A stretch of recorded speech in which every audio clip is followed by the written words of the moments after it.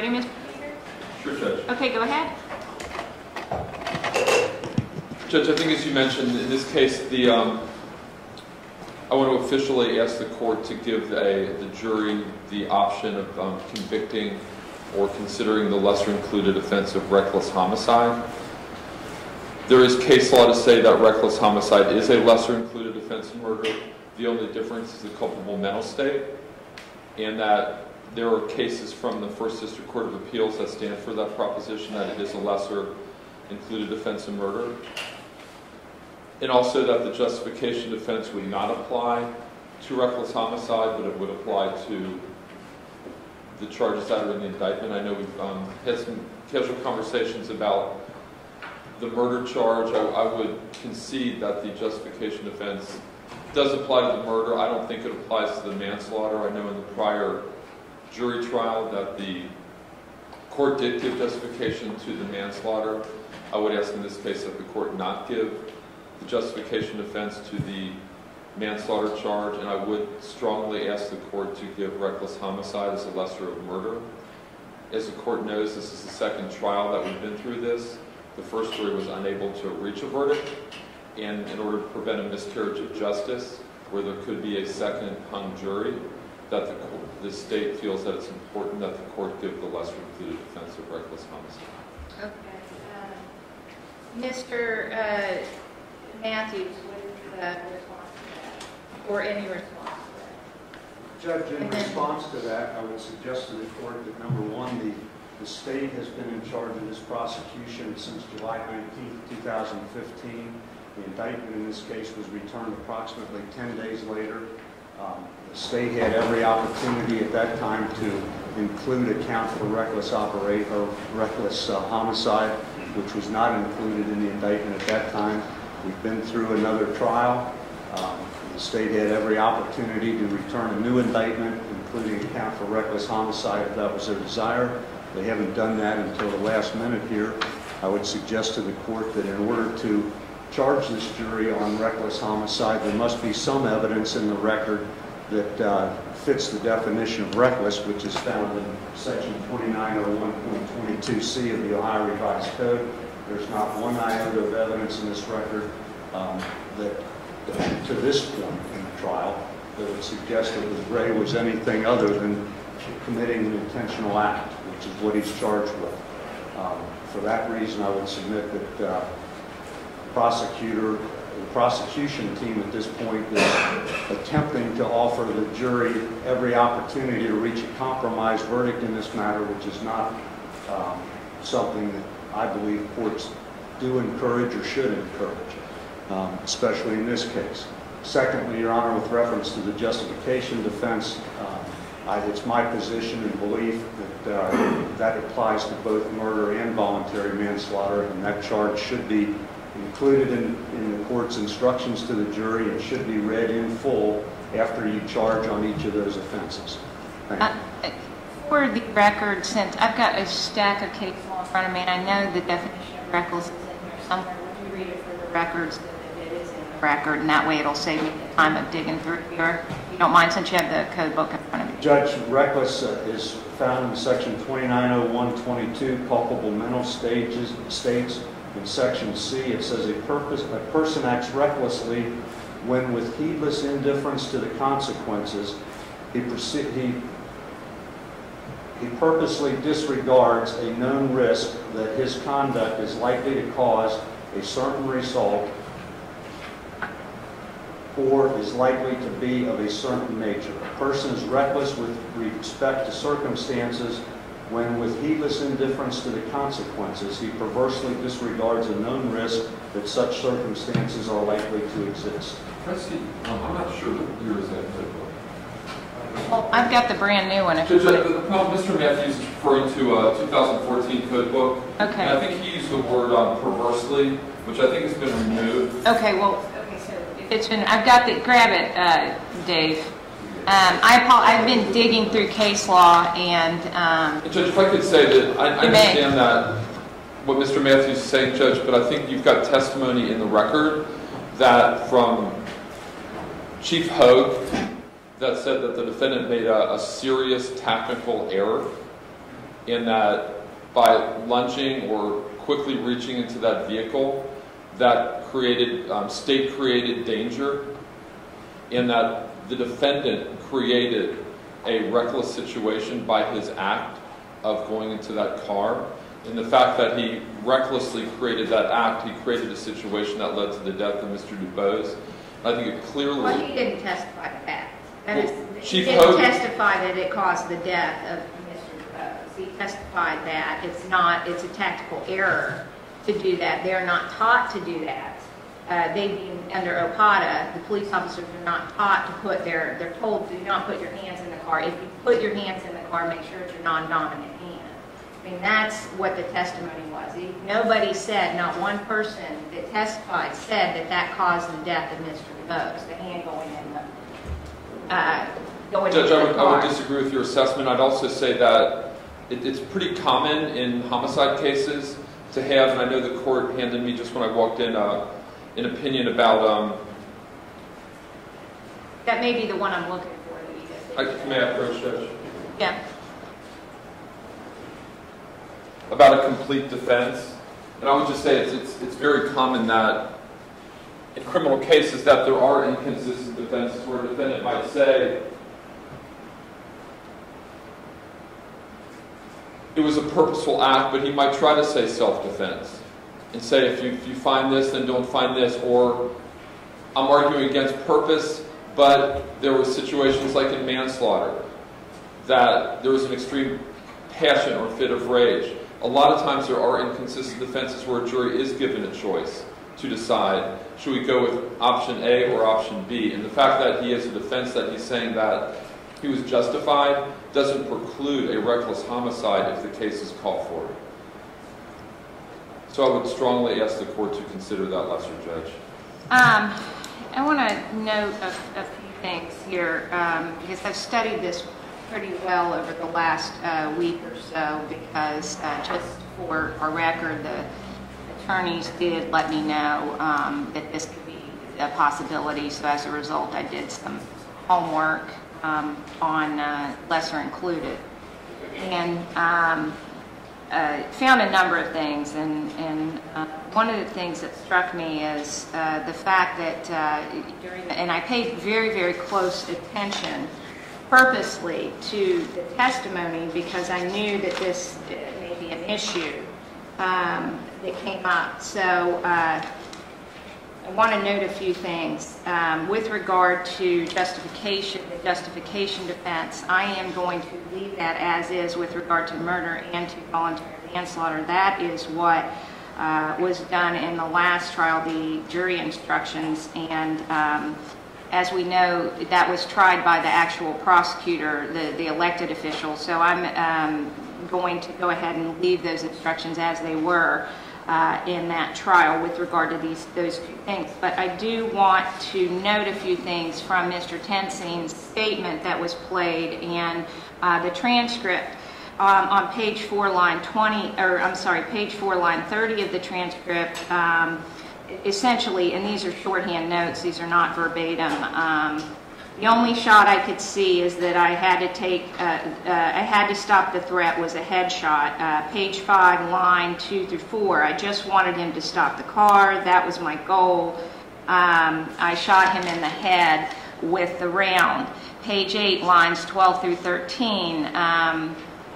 The intention was to stop the threat. It was to stop the threat. Page 11, line 13 through 14. I remember reading up as far as I remember something as far as I could in discharging. I can't read my own writing, so I apologize. I did it shorthand. I remember something as far as I could in just discharging one round toward his head. All of that was available to the prosecution when they indicted this case, and the prosecution determined at that time that the only two things that could potentially fit were, the only two crimes that could potentially fit were murder and voluntary manslaughter. They had every opportunity at some point, if they wanted, before the evidence was presented to a court, to bring forward the reckless homicide charge, and they chose not to. it is very difficult for this court to insert that at this point, simply because I've heard the testimony, and I know there hasn't been anything to show me otherwise. And the case law says if the evidence shows otherwise, you cannot, or if the evidence shows something contrary to the charge, I can't put it in as a lesser included charge. I also wanted to note in this case that I thought was important. It's the State of Ohio versus Knowlton. It's from 1969. It's an old case, but it's still good law at the Ohio Supreme Court. And one of the things they were talking about are lesser included charges being included by the court. And they said, however, the statutory right to have the trier of the facts consider and return a verdict of conviction upon lesser degrees of the crime or lesser included offenses in lieu of conviction of the principal offense is to subject the underlying principle that the trier should not be confronted with the option to reach an unreasonable conclusion. Thus, it is said that the defendant's liberty should not be dickered away by a compromised verdict upon another crime, which is quoting or citing to State v. Loudermill. And my point in this is that essentially what the state is asking me to do is to give the jury an option. I don't see it based on the evidence that I'm being presented. They may, they're only going to see what we present to them and what we present to them in our jury instructions. And unfortunately, I feel in a case such as this, where the evidence is such that it is, and the primary defense is justification, it is the prosecutor's job, not this court's job, to include reckless homicide. Therefore, I am not going to include it in the jury instructions, and the indictment will stand as is, and the jury instructions will stand as is with probably some tinkering between the attorneys at some point. With regard to the charges as they are now. Judge, can I just say one thing? You may. I think you are a little bit premature in your decision. I know that the defense hasn't even put on their case, so that there are other facts that could come out. There are a number of witnesses that the defendant is going to call, and he's going to testify himself. So I would ask the court to revisit this at the conclusion of the defense case, because we really don't know what all the evidence is going to show. So well, I know enough to know what his defense is, regardless of what he may say. Unless he, of course, if he says something that I'm not expecting or that you're not expecting with regard to his testimony, then it certainly will be. It can always be reconsidered. But at this time, reckless will not be included based on the evidence that the prosecution has put forward, and the prosecution is the one that has to prove the case, not Judge, the defendant. All I would say, Judge, is that when you're criticizing my office about what we indicted for, it's pretty common that we indict for a crime, and there's always lessers to that crime. So, for instance, aggravated burglary, it may not be aggravated burglary, it may be burglary. You might indict for burglary where the owner or occupant has a reasonable likelihood to be there. Somebody might find that maybe they're on vacation, instead of a felony 2, it's a felony 3, and that would be a lesser included. Maybe a burglary goes to a theft. Maybe a rape goes to a sexual battery or a GSI if we didn't prove conduct, but we proved contact. So I think for the court to say that we had options, we always have options, and we very rarely would indict for the upper crime and then all the way down to what that crime could have been. So for instance, a burglary, it'd be very unlikely that we would indict for theft, because theft would be encompassed in that. So I think that's up to the court if the facts are sufficient to instruct on lessers, because a lot of times lessers would be appropriate to prevent a miscarriage of justice. We've already had a hung jury. It is a legitimate lesser, and we would ask for it, Judge. I'm not saying it's not a legitimate lesser, and I certainly don't want you to mischaracterize me criticizing that. It's not what I'm doing. I'm simply saying that based on what this court has seen to this point today, and that is the prosecution's case, I can't find it based on the law where I can bring in reckless homicide as a lesser included. That is it. And it is your case that was presented. I don't know what you present to a grand jury, because I've never done that. I've never been part of that. I really don't know what kind of evidence goes in front of them and who makes the decisions and how they are made with regard to what charges are brought. I am simply saying that prior to all the evidence being out there, the prosecutor's office did have the statement from Mr. Tensing at the time the indictment was put forward. Am I right, Mr. Teeger? I mean, I know you didn't indict it, but right. you had it. You guys had no. Yeah, that was given on the so yes. At that point, you could have made the decision. You know, I don't know how it's made, but at that point, I would think before all of this other external evidence was put into place, that decision could have been made, and it was not. And because I've seen the evidence and find nothing that would support reckless based on what I am hearing from other officers, his trainer, I'm unable to put it into play at this time. So I'm going to deny the motion. It will be under, you know, obviously you can renew it at the end of the defense's case if you would like to do that, if you find that there's something in the evidence that's presented by the defense that should cause me to change my mind. I'm more than happy to entertain that. All right, gentlemen, let's go ahead and get the jury out here. Or do you need a break at this time? Can we get the jury? Judge, I have one witness in the hallway, and my video person is on the way, and he's got a little PowerPoint set up, but I think that's a matter of just plugging it in, so we're ready to go. Judge, I think the first witness is that Mr. Topmiller? Yes.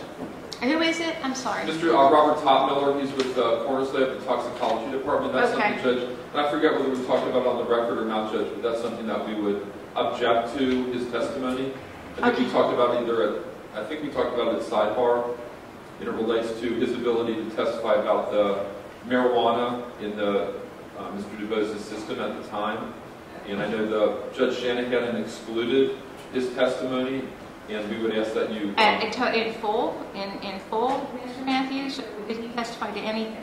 He did not testify, Judge, and the reason being that originally his test result indicated that Mr. DuBose had a over the per se limit amount of marijuana in his blood system. However, because of what's called redistribution, Mr. Topmiller could not say when the marijuana was ingested and whether at the time of his encounter with Mr. Tensing that he was at that high level. However, Mr. Topmiller can say that he had marijuana in his blood system and he had two other drugs in his system at the time of his death, which I think are relevant in this case, and especially given Dr. Loman's testimony yesterday that the toxicology result was part of her autopsy. I just want to ask, all I want to do from Mr. Topmiller is have him establish that Mr. DuBose had these drugs in his system at the time of his death. Judge, my understanding of his testimony is that once you die, that your system goes through a lot of changes, and that even though there was a positive sign for marijuana at the time of the tox screen, the blood wasn't taken for 20 hours after his death. And Mr. Topmiller cannot say scientifically whether or not he had smoked a few weeks before, a few hours before. There's no way scientifically to determine the level of that marijuana in his system. So really, there's no scientific basis for his ability to testify. Okay, I think, yes. May I respond to that? You may, of course. I have no intention to ask Mr. Topmiller what the level is. I just want to establish that the drugs were in the system, which Dr. Loman, again, said that's part of her consideration in arriving at her autopsy. Okay. And he's out there ready to testify, and then your expert is on his way, or what's going on? Well, he should be out there by now. Okay. Why don't we do this? Let's start with the expert, and then we can bring Mr. I need to do a little bit, process, yes, but do a little quick research on the blood work to make sure the ruling I make is the way it needs to be. Can we bring him in first, if he's here? All right, everyone can relax for a minute. We'll see where we are.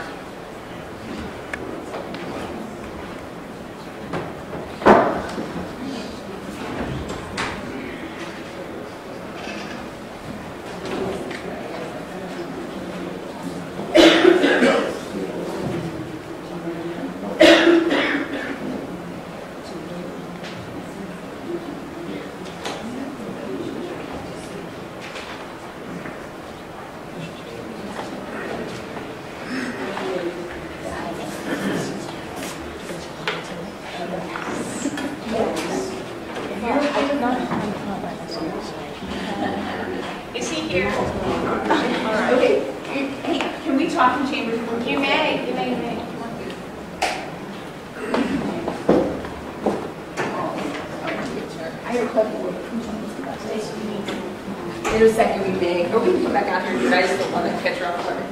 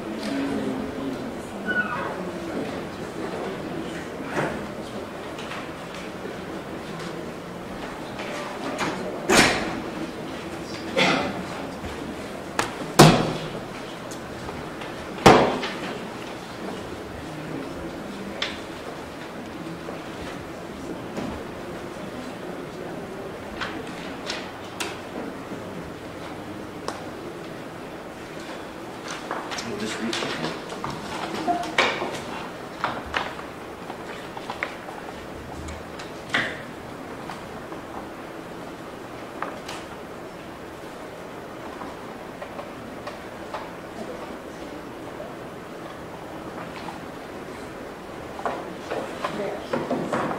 Great. Yeah, let me just make sure the mouse is working.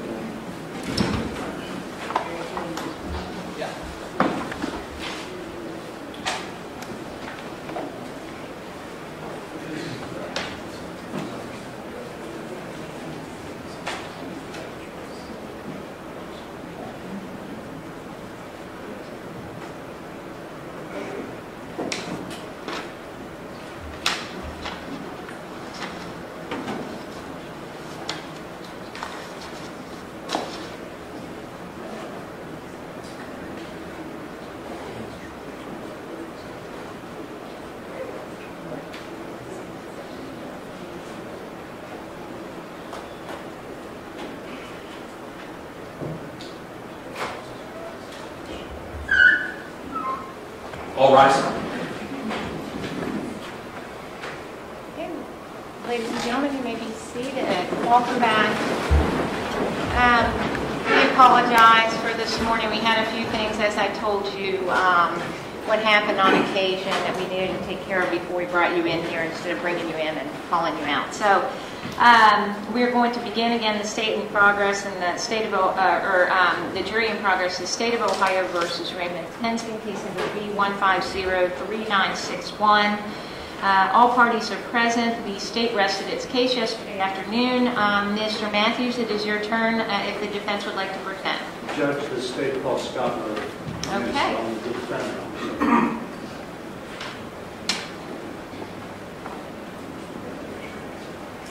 You do solemnly swear that the testimony you're about to give before this court and jury to be the truth, the whole truth, and nothing but the truth. So I do.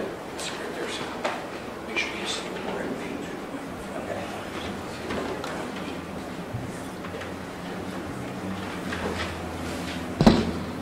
Mr. Roder, we start out by stating your name and spelling your last name for the record. It's Scott Roder, R-O-D-E-R. And Scott, have you ever testified in an officer-involved shooting case before? Yes, I have. And when and where? In Los Angeles, California. I was retained by the Johnny Cochran law firm, one of my oldest clients, on an officer-involved shooting case. I testified on behalf of the plaintiff. That would be the person who was shot by the police, correct? That's correct. Okay, and what, well, first of all, you have a company, correct? I do. I own a company called Evidence Room. And what do you do at Evidence Room? We reconstruct crime scenes, shooting scenes. Over the last 5 to 7 years particularly, we've focused primarily on officer-involved shootings. Do you do cases other than officer-involved shootings?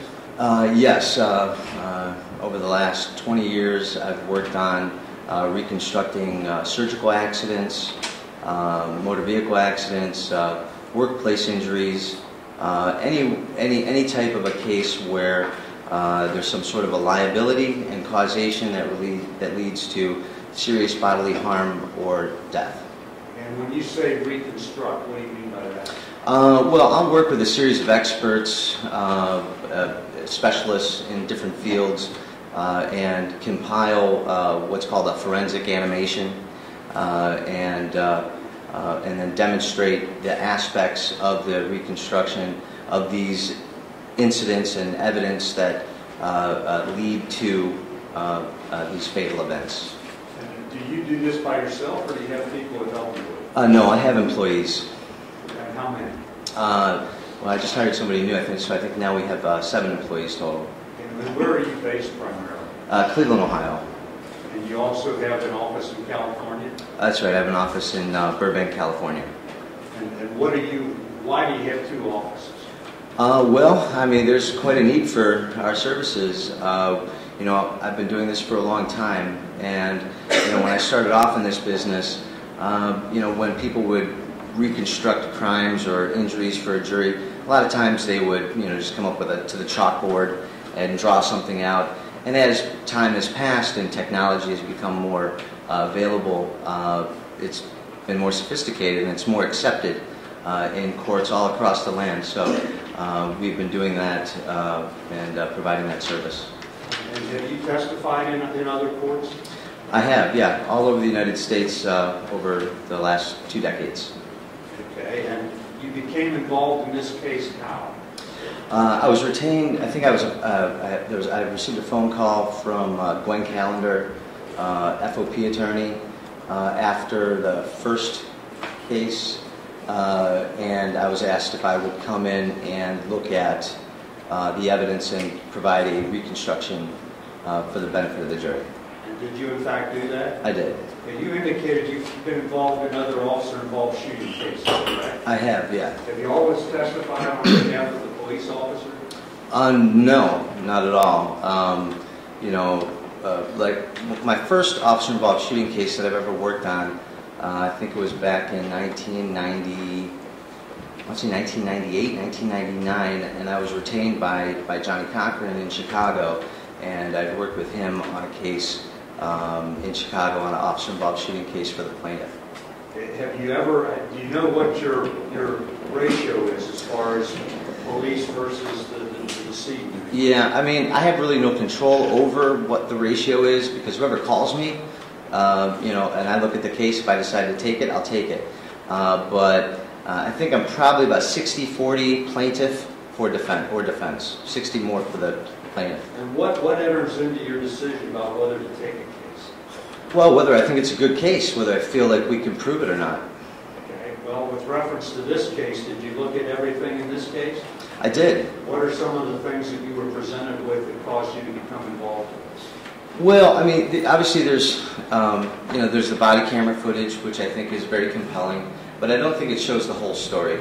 But then I looked at some of the other pieces of evidence, and I kind of compared this case to all the other cases I've worked on over the years. And I thought it was kind of an interesting case that it was being tried in a criminal court. Because I've worked on, like I said, these types of cases and for many, many years, and typically it's a civil case. And I thought that it was odd that we'd be in criminal court, so I thought it would be an interesting case to take. Okay. In preparation for your testimony today, have you prepared a PowerPoint presentation? I have, yeah. And is that what's on the screen here? Yes. Can you tell the ladies and gentlemen of the jury what you did and how you went about this and what your findings are? Sure. You know, one of the first things that you do when you get a case like this is you want to review all of the evidence. So, of course, the first thing we looked at was the body camera footage because that seems to be the most talked about piece of evidence. So we took a look at that, and then we reviewed all of the statements from everybody that was involved in the case. And then the very next step that you do is you go to the crime scene. So we went to the scene. We actually went to the scene twice in this case. And for the purposes of the first time is to walk through it, get a familiar, get your boots on the ground, we call it, get a sense of the environment, what it's like to be there. And we collected measurements, We determined what the slope of the road was, the width of the road, where the cars were started at on the road. Let me interrupt you. Well, Okay. why is all that important? Well, you know, the environment, you know, I take a three-dimensional approach to my cases. And I think I talked about Let me interrupt. What's a three-dimensional? Well, it's kind of a holistic approach. I'm what you would call a generalist. I'm an evidence specialist. So, you know, for example, on cases I'll do what's called terminal ballistics, where you determine the projectile pathway through a human body and what it intersects, if there's any deflection, things like that. And I'll work with forensic pathologists. That's one little piece of the case. And then another piece of the case is the gun. What kind of a gun? What's the caliber of the gun? Is it a hollow tip bullet? And then you've got the human factors. How tall are they? What's their relationship from one another? What kind of a vehicle was it? Was it an old car? Was it a new car? What was the slope of the road? So all of these things go into what's called a holistic approach. So the first thing is to document or to take a look at the, in this case was the body camera footage. That's what I would call the first dimension on this case. And that's kind of broken up into two, audio and video. And I think they're both equally important. And then the second dimension on this case is the environment.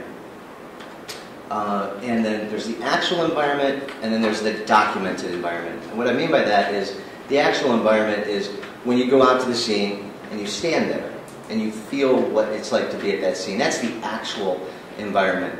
And then you have the documented environment, and that's when the police come in after the incident happens and they take photographs and they put their measurement sticks down and they, you know, document where the shell casing was and where the, you know, where different pieces of evidence are, the damage to the thing. So that's the second dimension. And then the third dimension on this case is the real-time aspect of it. What's the perception? What would it be like to be there when it happened? And, you know, I've been doing this a long time, so I have a good sense of what it's like when a fast and bold unfolding event happens. You know, when you do this a lot, you get a good instinct about it. But a lot of people have never been around a gun. A lot of people have never had that kind of situation, so it's hard to have a relationship with it. So being able to demonstrate the real-time perceptions, I think, is a third and important dimension to this case. Does all that assist you in looking at body camera video? It does, absolutely. Because the body camera footage, it's important. It may be the best evidence, but it's not the only piece of evidence. And there's things that you don't see on that body camera that are just as important as what you do see. Would you agree with me that body camera sees what the body camera sees, but not necessarily what the individual who's wearing it sees? Exactly. That's why I undertook experiments to find out what else was going on at the scene. So, you know, when we look at the case and we look at that body camera footage, we look at, well, what don't we see on this camera? So I built a three-dimensional computer-generated model to scale of the entire environment. And I used that as an experiment to see what we don't see on that body camera footage. And through those experimentations, through these animations, I was able to learn a lot about this case. Okay. You indicated that you've prepared a presentation. Yes. Would you get into that, please? Sure. So this first frame, I think, is a really important frame to start on. This is a moment in time that kind of caused the event to happen. And let's break it down. So right here we've got, I think, you see up there in the top left-hand corner, the front wheels. The front wheels of the car clearly are straight ahead. Just going from left to right on the top, we've got right hand starts the car. So clearly we have the right hand here turning the engine on. And then go up to the top there again, front steps of the residence. And we follow that down, you can see kind of through that back window there, there's the front steps to the house that was parked, where the car was parked. And then just going down here, we've got the B pillar. And the B pillar is critically important in this case because, you know, when officers you know, are working with traffic stops and things like that, they're always taught to stay behind that B pillar, and for a very good reason. Because when you go in front of that B pillar, you have a chance of getting run over by the car. And then if you go down the bottom here, we've got Officer Tenzing's left arm, which is forward of the B pillar. It looks like it's attempting to open the door. We've got the left hand here closing the door, and then he's seatbelted. So I think that was a good first step to kind of look at what is going on just prior to the event happening, and I think that's a good reflection of it. Okay. What's next? Once again, I kind of put this slide in here, I talked about it already, but about the methodology. You know, evaluate all three dimensions of the crime scene: body camera footage, audio and video, the environment, actual and documented, and real-time perceptions. And we'll get into each of those as we go forward. Now, I isolated a few still frames from the body camera footage that I thought were important to point out. So here we've got two still frames, one just prior to the shooting and one after the shooting. And the first one we can look at here, clearly he doesn't have his finger on the trigger, it's on the slide. And then if you look at the one after the shooting, again, the finger is not on the trigger, it's on the slide. Why is that significant? Well, I think that's significant because he's relying on his training. And when officers are trained to handle a weapon, they're trained to, when you pull the gun out, you have the finger on the slide. And that's so you don't have an accidental discharge. Okay. And then this next series of still frames are also from the body camera footage. And we've got 6 of them here. And this body camera footage is at a frame rate just under 30 frames per second. At least that's the version that I have. I didn't have access to the original body camera footage, so I might have got a body camera footage that was a couple of generations copied. But the footage that I had was about just under 30 frames per second. It was 29.32 frames per second. So I isolated 6 frames, and if you do the math there, that's just a fraction of a second. So this is just a really brief moment in time. And this is before the shooting, after the car was started, and we're looking at the body camera footage. And we look at the frame number 1, you can clearly see that the officer is forward of the B pillar. And then look in the second frame up there on the top, you can see that space of the roadway is now getting a little smaller. Then you look at the third one at the top, that roadway is getting even smaller. And then we look at the bottom one here, number 4, the roadway is even smaller. And then 5 and 6, you don't even see the roadway. So what that indicates to me is that when the car was in motion, in addition to moving forward, it was moving left into the officer. And is that significant? Well, I think it's extremely significant. Why? Well, because it demonstrates that, well, I mean, I'm sure they've seen the video a few times already in this proceeding, and it's very fast. It happens just in a couple of seconds. But when you break it down, you can see very quickly that that car comes into the officer. So he would be feeling under threat of being run over because that car's moving into him. Okay. What's next? Now we've got 2 still frames here, one before the shooting, one after the shooting. And what I'm isolating here is the steering wheel. And if you look at the frame to the left, I put a little half circle graphic over the top of the steering wheel, which indicates when the wheels were perfectly straight ahead forward. And then if you look at the still frame to the right, this is, mind you, after the car has already traveled some 300 feet uphill at a 5% grade, and the steering wheel is completely 180 degrees upside down.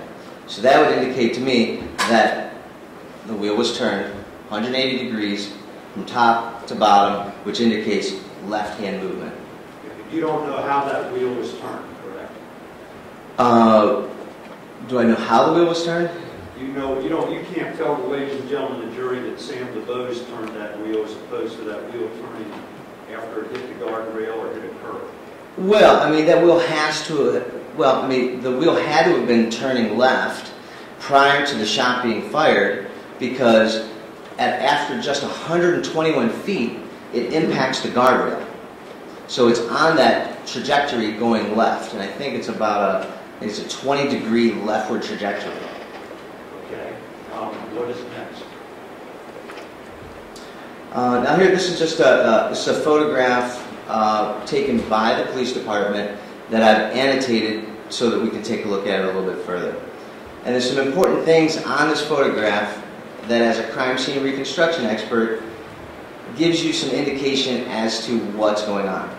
So the first thing here in the landmarks is, we have this bottle of gin at number 2, and now that's important. Why?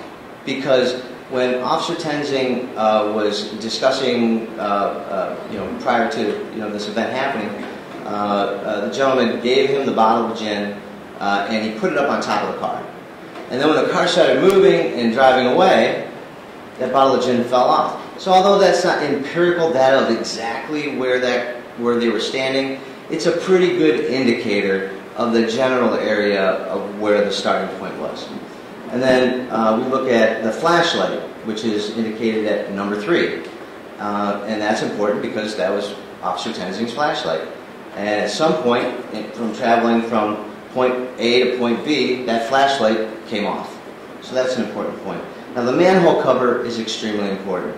And then we also did some measurements with regard to that, but the manhole cover is important as well, because after the event happens and Officer Tenzing becomes untethered from the vehicle, he stands up and he's at the manhole cover. And that's 25 feet away from the starting position when the altercation happened. And then we've got the damage to the guardrail, which is indicated here in a circle over to the left.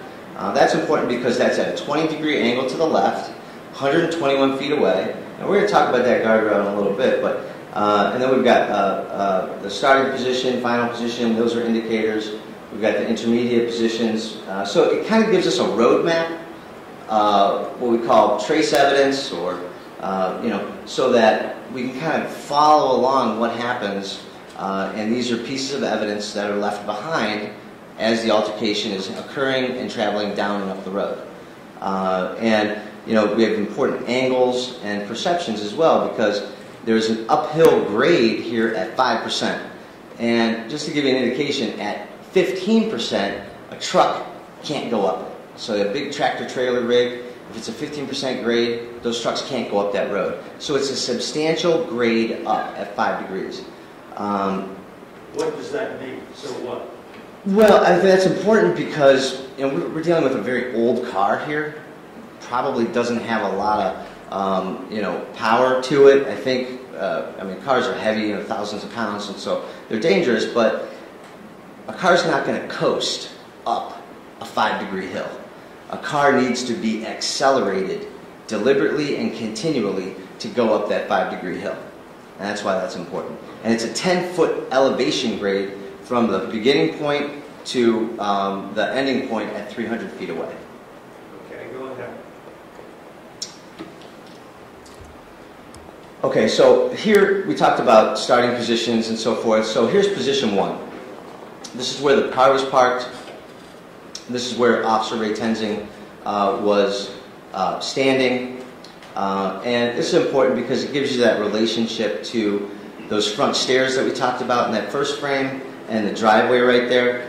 So this is about where the starting point is. And when you indicate that's about where the starting point is, how did you make that determination? Well, we matched up this environment. We built this environment in a 3-dimensional CGI model using all of the photographs from the crime scene, our scene visit, the body camera footage, and we were able to match it up inside of that environment. And then I used this photograph to kind of demonstrate what those results were. Okay. Proceed. Okay.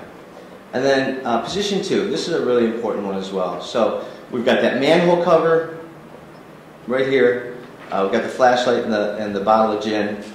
Excuse me. So somewhere between just aft of that bottle of gin and that manhole cover is where Ray Tenzing became untethered from the vehicle and kind of flipped over and stood up at the manhole cover. So that means that somewhere between the beginning point and the ending point here, between point number 1, the previous slide, and point number 2, the 25 feet away, in between those 2 points is where the shooting happened. Okay, go ahead. And then position 3, we're back at that guardrail. So according to the audio that we listened on that I'm sure everybody's already heard, from the time the vehicle started to the time it impacts that guardrail is 4.1 seconds. And that calculation comes out to about 24 miles per hour.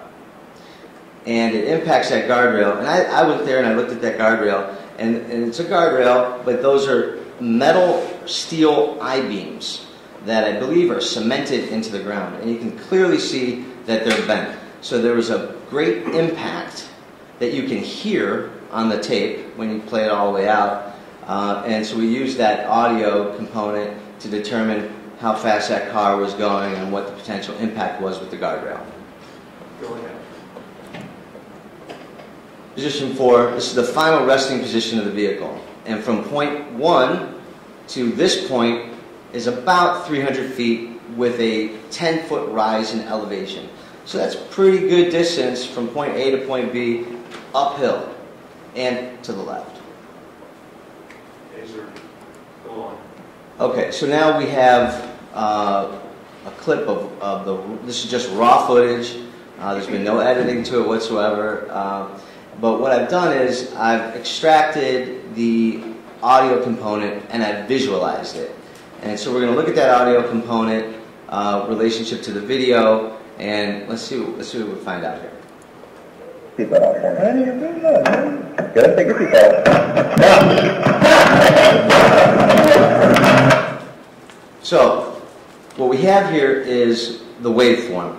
So we can clearly hear, and we can go back from the beginning and kind of break it down again. Now, let me ask you first, how do you create that waveform? Well, I mean, it's a very simple process. We have a program called After Effects where you can drop in a piece of video and it automatically identifies the audio track. And you can separate that audio track from the video file and then turn it into a waveform. And it's nothing I do, it's not magic, it's very, very simple. Anybody can do it. If you have a Mac at home, you can do it at home. And you just extract that out, and it visualizes it, and then it gives you some indications of what's going on from an audio component. So it's a very common sense approach, a very tactile thing, and you just use common sense when you're looking at these kind of things. It isn't rocket science. You really rely upon your instincts and common sense. So if we look at it from the beginning again, and I'll stop it at a few points.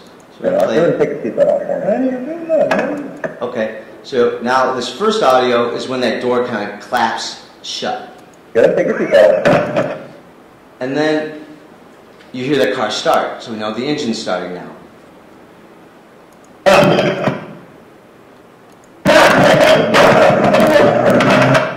And then we're going to play this in slow motion again. But according to our calculations, the vehicle started and then started moving, and then the shot was fired right after a considerable revving of the engine, and then there's additional acceleration. So from the time the car started to the shot fired is about 2.4 seconds.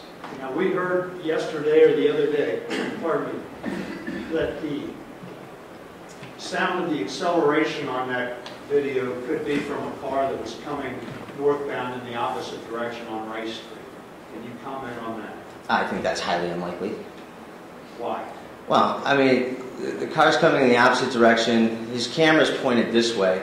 It's a mono audio camera, so it's only picking up. It's not a speaker camera, so it's not picking up surround sound. It's not a very powerful speaker, and you can clearly hear the revving of the engine is in relationship to the key being turned in the car. So I think that sound of a revving engine being from a passing car is highly unlikely. Go ahead with your explanation. Okay. So now, this is that same exact video clip that we just looked at, but we slowed it down, and we slowed down the video and the audio together.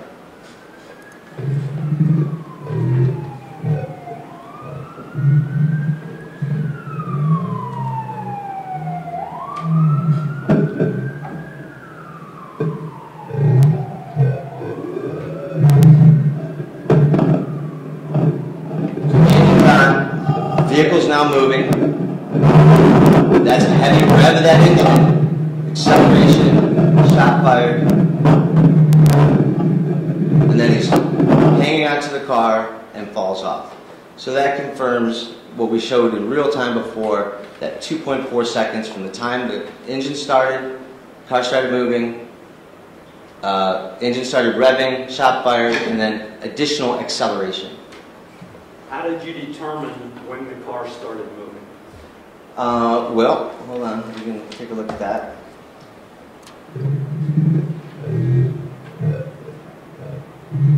Just get to that point here. So here we've got the vehicle started.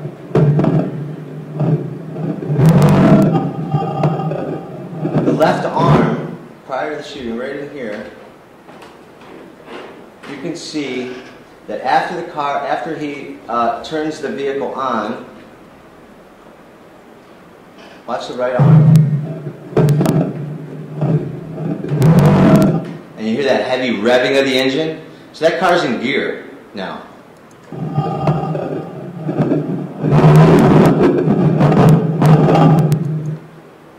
So we've got a heavy revving of the engine, and then there's all kinds of movement going on as well.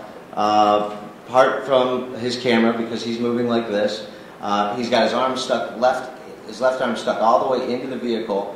And then we looked at those still frames before, prior to the shooting, which indicated that that car was moving left into him.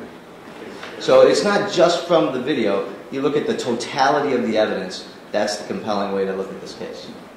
And when you say the car was moving to the left, it was also moving forward? Correct, forward and to the left. And I think, there's also something else that you don't see on the video, and that's what you feel. And we've all driven cars, right? So you can use your common sense, your everyday knowledge for this kind of a test. When a car turns on, what happens? It vibrates. And you can feel the car. And when a car goes into drive, there's that little lurch, right? We all know that. There's that little lurch. And then when you're revving the engine, there's all this potential energy with the vehicle. So even if the car's not accelerated at top speed yet, it's going to get there. You feel it. There's momentum, there's potential energy, and that car is going to start moving down the road. So that's part of that real-time approach to it. You just have to use your common sense about it, because if you're ever standing outside of a car and it turns on and you put it into drive, you can feel it moving before you can see it moving. And obviously the camera does not, correct? Right, yeah, the camera's giving you a kind of a flat view of it. What did you do next? Well, the next slide just kind of recapitulates what we talked about. That we isolated a clip that was about 8 seconds long, and we indicated here that the vehicle was started at 3 seconds, 0.58. The vehicle started moving shortly thereafter at 3.92. The vehicle engine revs and accelerates at a high rate of at a high RPM at about 5.79 seconds, and the shot was fired at 6.13 seconds.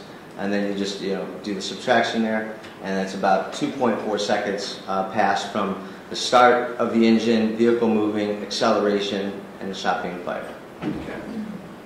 Do you have more of your presentation? We isolated another still frame where we've got down here in the lower right-hand side. Those are the boots, I believe, of Officer Tenzing, and this is as he's falling down. You can see his boots in relationship to that back tire, within inches of it, which confirms the idea. I did an experiment back at my office in LA, where I took a vehicle and I set up my forensic mannequin next to it in front of the Objection, Your Honor. Sustained. Mr. Roeder, were you able, in your examination of this video and everything else you did, to make any determination as to how far that vehicle had moved prior to the gunshot being fired? I believe we determined it was between 5 and 7 feet. Okay. And were you able to determine any kind of rate of speed? At that 5 to 7 feet point, no, not really. I mean, we've determined that ultimately this top speed of the vehicle when it impacted the guardrail was 24 miles per hour. But it was difficult to determine how fast that car would have been moving after only 5 to 7 feet. But I think it's more about the momentum of the car. I think at that point in time, it's an older car, it's not a powerful engine, so it's going to take a minute, or not a minute, but it's going to take a little bit for that car to get up to its top speed in this particular instance. Okay. In the video of the automobile that Sam DeBose was driving, there was a rear view mirror or a side view mirror. Yes. Correct? Did that impact your analysis at all? Well, I think that's important as well. There's the side view mirror, driver's side mirror. So in the driver's seat, you got your rear view mirror right, or your side view mirror right here. And Officer Tenzing was at the point when he reaches in. I believe he's reaching in to grab the car keys to turn the vehicle off. So as he's in, right on the back of his shoulder blade here is going to be where that side view mirror is. So that's going to give him a sense that he's even stuck more in that car, because that side view mirror is going to go all the way to maybe all the way past his left shoulder blade. Thank you. I have nothing further. Thank you. Ms. DeGraffenry, are you ready for cross? Yes, Your Honor, may I have one moment? You may.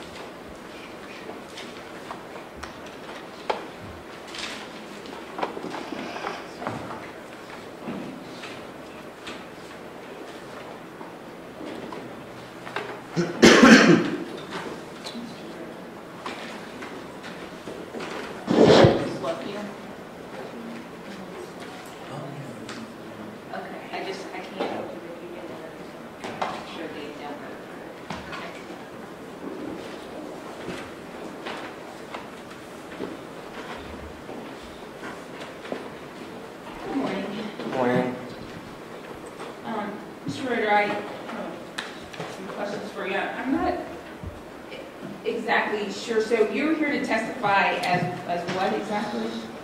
Well, I'm an evidence specialist and a shooting scene reconstructionist.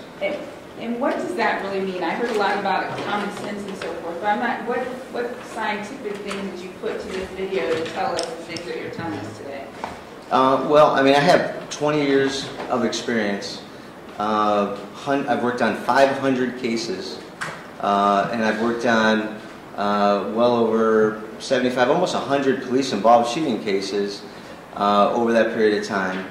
I had training from the University of New Haven School of Forensic Science. Dr. Henry Lee was a mentor of mine.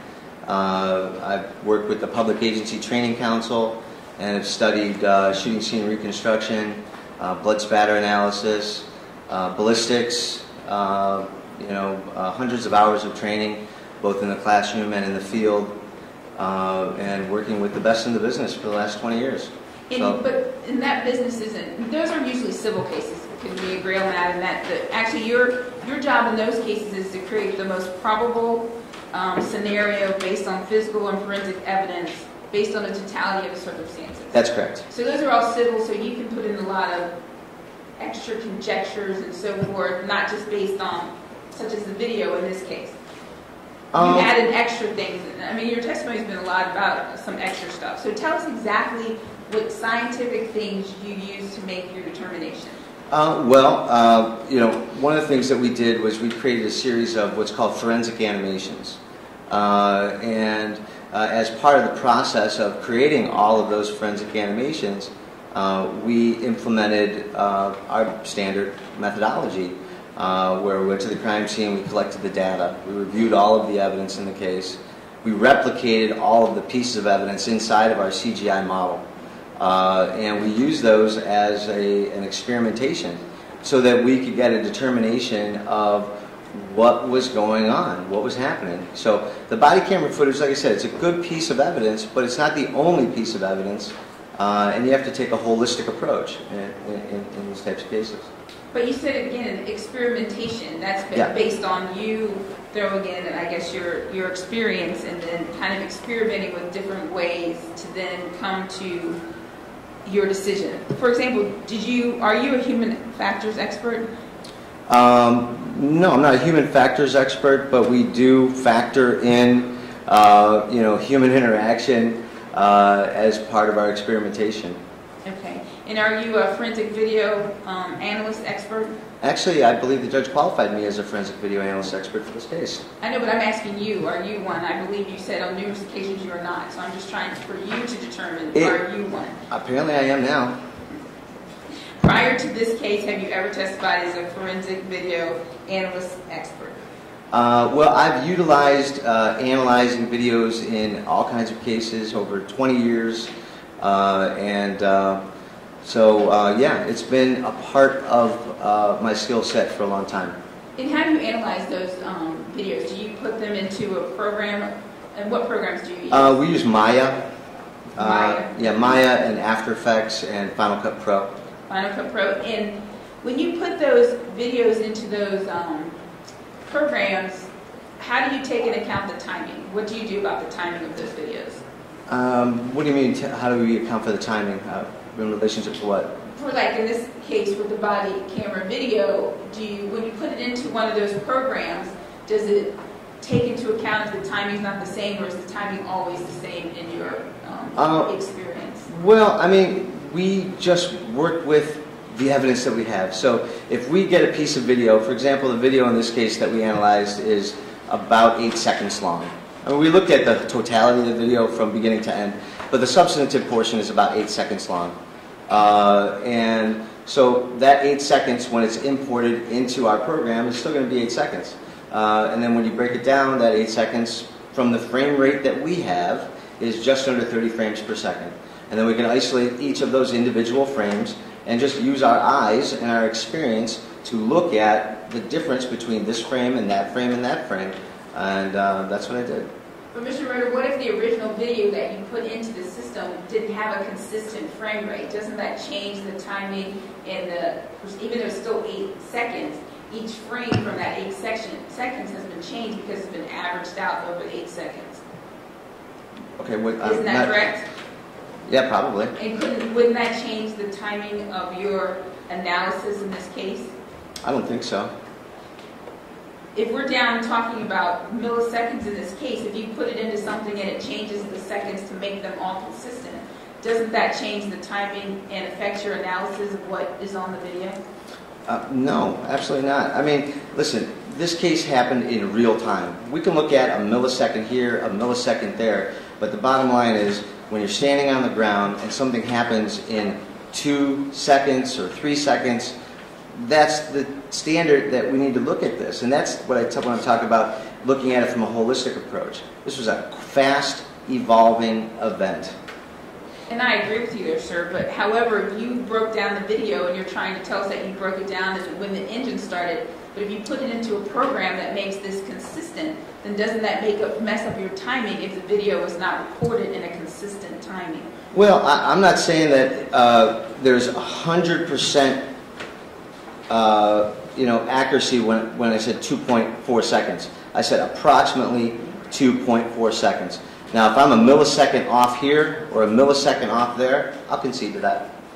And you don't think that affects the analysis of the video, the milliseconds, when we are talking about milliseconds in the entire event that we're discussing? I'm not talking about milliseconds.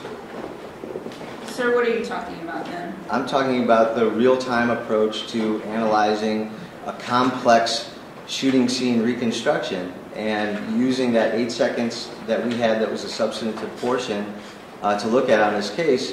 And like I said, I'll concede to you that I may be off a millisecond here or a millisecond there. I think that's fine. But I don't think that substantively changes my opinion. Okay. Sir, if you could pull up your program briefly. I'm unplugged. I think you need to have your own program. Sir, if I need to talk to you about your program, you need to re-plug, please. We'll wait a moment. Okay.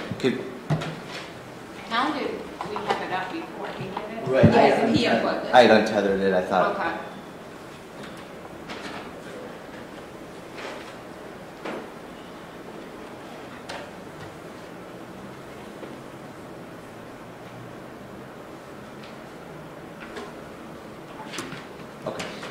Okay, if we could go to your number 13. I think it was. Oh, I guess it's your number 11. I apologize. Yeah, because we cut. Number 11? I think that one, yes. If you could play that for us. Sure. Go ahead and take your seatbelt off. How do you do that? Go ahead and take your seatbelt off. Now, tell us in there, how did you identify the acceleration? I'm not sure that first I can hear you, so can you break that down and Sure. explain that to me? Sure. So we'll start right about here.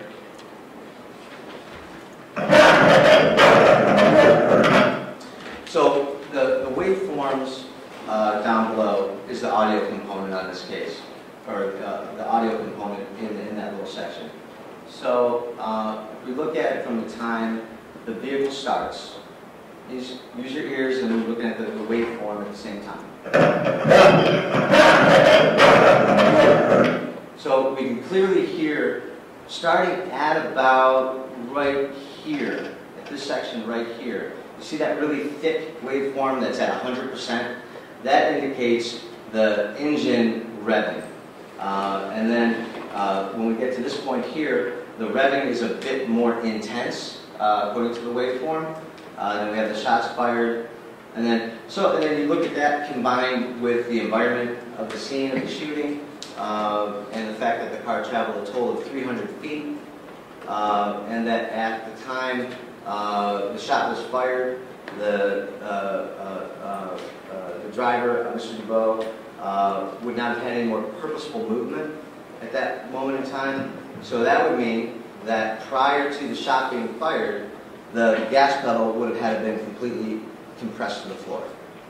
Now, sir, you reached that, and can you concede that this is another car passing by in the background? Yes. And that engine on that car would also be revving, or you would be able to hear that. Is that correct? I don't think that engine would be revving at all. I think the testimony was that that car was stopping. That car was stopping? Yeah, Where that car did was. I didn't hear that. I'm sorry. I think I read it somewhere in the file that car had stopped shortly after it passed. But that's a very important point that you bring up, that car coming in the opposite direction, because that is another component, I think, if you look at it from kind of a common sense approach again, and you kind of teased me about that earlier, the common sense approach, but if you think about it, it's important. Because if you're in the opposite lane of traffic, and there's another car coming at you, I think that's just another component of why this was a dangerous situation. But how can you separate, the question is, how can you separate that engine from the engine of the car that Mr. DeBose was driving? How can you said it was highly unlikely, but can you concede that it is possible? Anything's possible. Well, how could you separate the two different engines? Did you test the cars? No, I did not have access to the vehicles. Okay, so you didn't test them, and it's just your position that it's highly unlikely. That is my position, yes. Okay, but it's possible. Anything's possible. And then your next, we have, Peggy, can you pull up G for me?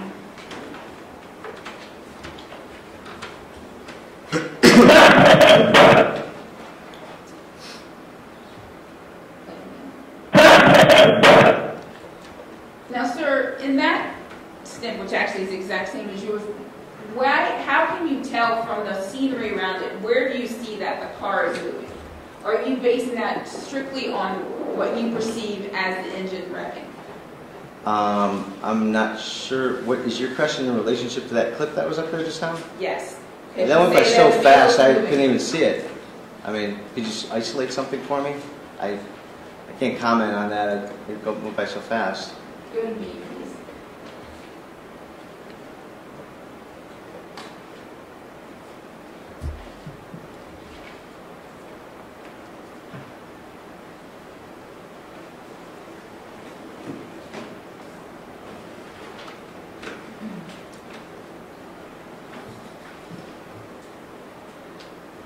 If you could go proceed through these slides.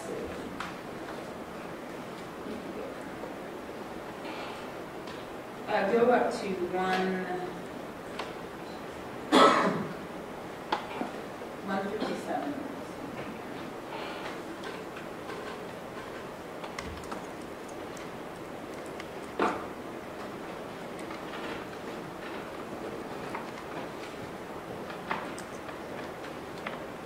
Okay, go down 1 so you can.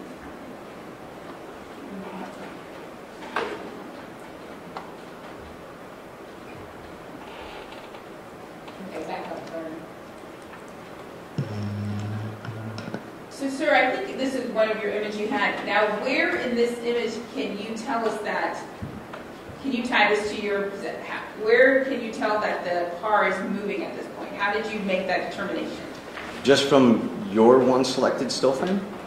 Well, you want me to go through each one of them? Well, I'm just saying, from just one frame, you can't, I mean, it just shows you what's on that one frame. Well, you wanted a frame because you said you couldn't tell because it's too fast, so I tried to find close to the frame that you wanted, and now you say you can't tell. Well, no, Sir, have you reviewed this video, I'm assuming hundreds of times? I've looked at it a number of times, yes. Okay. So, at what background or what other determinations did you use to determine that the vehicle was moving at this point?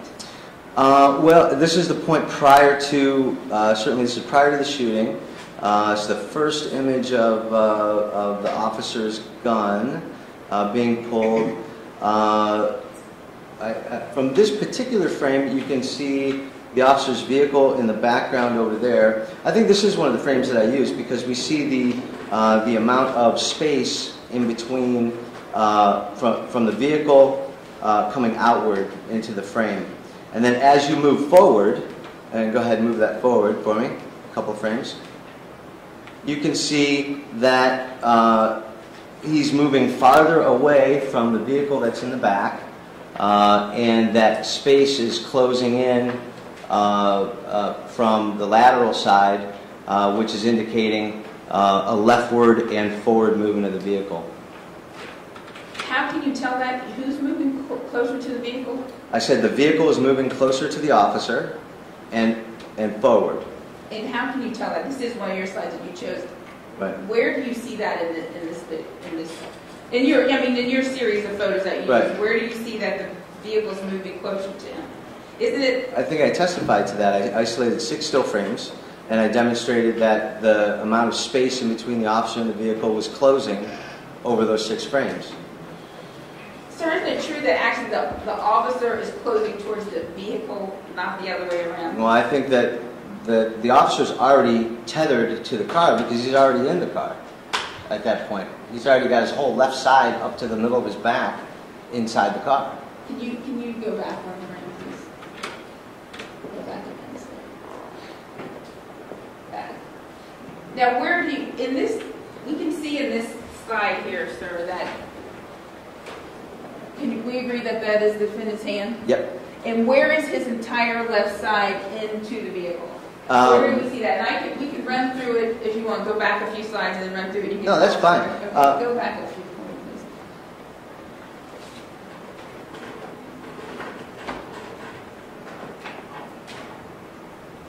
Can we start here for you? Here's the case number. So we can see. Yeah, actually, go back a little further. Even further. Okay, right there. Now you can go forward. Forward. Okay, stop here. Okay, stop. Let me just, so for the record, this is image 146 on a shots fired analysis. Right. Okay, go ahead, I'm sorry. No, well, that's, at this particular point here, his arm is fully in the car, reaching toward the ignition, which means that he's in the car up to the middle of his back, or at least his shoulder blade, when you factor in the side view mirror.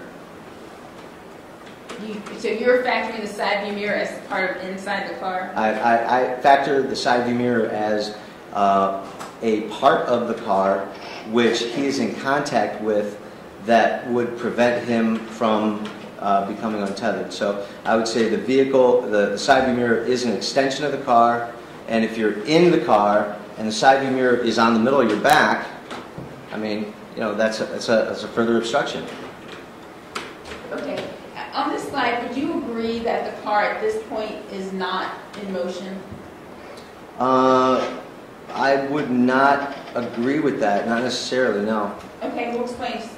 Well, I believe at this, now, see, here's the fatal flaw in what Mr. Fredericks did, is he didn't really analyze the audio. And we know, when you look at the presentation that I put together, at this particular point in time, the engine is clearly on and in gear. And we hear the engine revving. So if the car's not moving, it's about to move. And that's what we talked about, the potential energy and the momentum of the car, the vibration of the car, and that's important. But at this moment, is the car in motion? I believe that the car is about to be in motion or is starting to be in motion. About to be in motion. What does that mean? Can you put it in? Have you ever driven a car? I'm asking you the question. Okay, I'm just saying, this is What an does about be in antidote. motion to? If you start a car, put it in gear, and put your foot on the gas, there may be some lag time between you hitting the gas and the car moving. But you're going to hear the engine rev, the car is going to lurch, and you're going to feel that motion happening. Can we agree That's that what I mean. in your scenario, let's say if you start a car, you have your foot on the brake and you push on the accelerator, the car is not going to move. Can we agree with that? Say it again? If you have your foot on the brake and the accelerator at the same time, the car is not going to move. I disagree with that. Okay, the car is going to move. Why is the car going to move? Well, I mean, there's a lot of factors in there. How new are those brakes? How powerful is that engine? How hard do you have it pressed on the brake as opposed to the gas? I've been able to put my foot on the brake and put my foot on the gas and spin my wheels. Well, of course, anyone can do that. Right. But the car is not moving at that But point. would you agree with me that if you put your foot on the brake and you put your foot on the gas and you're spinning the wheels, that car has a lot of potential, energy, and waiting momentum? Well, my question wasn't about potential. My question was the car moving? I believe, according to my analysis, that the car was moving at that point in time. But I want to couch it not in the little sliver of one still frame or a millisecond, but in a more holistic approach. Like I said, you have to use your common sense. Use all the tools in your toolbox. And we've all driven cars. We all know what happens when you start a car and you put it into gear. And when you hit the gas, there's going to be a little lag time between, especially on an older car. So you can hit the, back when I was a kid, I had a 1979 Ford Pinto, right? And you hit the gas on that car, it's gonna take a second for those wheels to start moving. So that's what I talk about when I say the potential energy and the momentum of the vehicle is just as important as any individual still frame that might indicate movement in a picture. And that's a human factors issue that you're not a human factors expert. Can we agree But on I this? am perfectly qualified to talk about that. I've been doing that for 20 years. This is what I do for a living. I don't have a side job. I don't have a paper route. This is my job. This is my profession. This is what I do. And normally in the civil rank. Yeah, normally it's in a civil case, yes. So move to the next slide, please. Thank you. Next. Now, can we move back on? Sorry. Now, can we agree that that is a reflection of the defendant's legs on the side of the car? I agree with that. Okay. Moving ahead. So he's not in contact, or at least his legs are not in contact with the car at that point in time, which, according to Mr. Fredericks, is 1.677 seconds prior to shot being fired. Well, I would say that he is in contact with the car with his left arm and his left shoulder. But those are the reflection of his legs. But that does not give me any indication on his actual positioning in that shadow.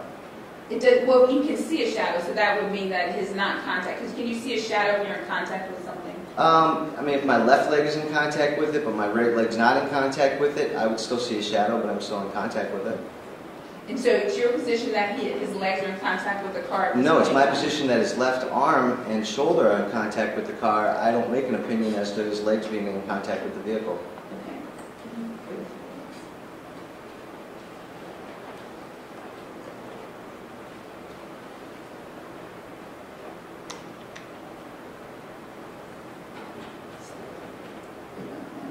Okay, so right there, tell us what you see in this image. This is image 166, sir, and it's your testimony that the defendant is inside the car at this point when he's grabbing onto the defendant's seatbelt? My position at this particular time is that on this particular still frame millisecond is that his hand is touching or grabbing for the shirt and seatbelt, which means that he's in the car probably, so if this is the window opening, I'd say he's in the car up to his shoulder, which would mean that the side view mirror is in the middle of his back. And I can't make an opinion as to his legs at this time, but I am familiar with the totality of the circumstances, and I believe that at this particular time he's kind of back like this, getting the gun out. Okay. On his back heels. And so where's the car in your scenario right there? I'm sorry? Where's the car? So his arm's on the car? His arm's in the car. Uh-huh. Okay. And so can you explain to us, if that's so, why is his camera not facing down the street? Why is it facing into the car? If it's your position that he is, I guess, hanging on to the side of the car. Well, I mean, this is just one still frame in a moment in time. You have to look at the totality of the evidence. Not one still frame in this case should make up anybody's mind. It's the totality of the evidence. This is one moment in time, and the still frame's here, the body camera's here, I suppose, at this time, but, you know, it could just easily been like this. I mean... So tell us now, you're saying he's getting his gun out, but sir, in this image... We said it's the first image of the gun right there, so... But before you can see the gun, you have to get it out way before that. Yes, you do. You do. Okay. Do you know how long it would take an officer to get their gun out? Draw it. An experienced officer, competent officer, you can get your gun out in, under 2 seconds, maybe a second, maybe 1 second. I'm not a quick draw, so I haven't really tested that, but I've worked with a lot of police officers over the years, worked against a lot of police officers over the years. It all depends on what kind of holster they have. Was it snapped? Was it not snapped? Is it a double snap? There's a lot of factors in how fast you can unholster your gun. Okay, so you said under 2 seconds, so 2 seconds to make the math. So that would mean that he was already getting his gun out at 3.222 seconds, and that's to make the math easiest, seconds prior to this image of his gun coming into view. I'm estimating how long it takes somebody to get out their gun. I can't tell you you exactly. I'm just exactly. making easy math, but approximately.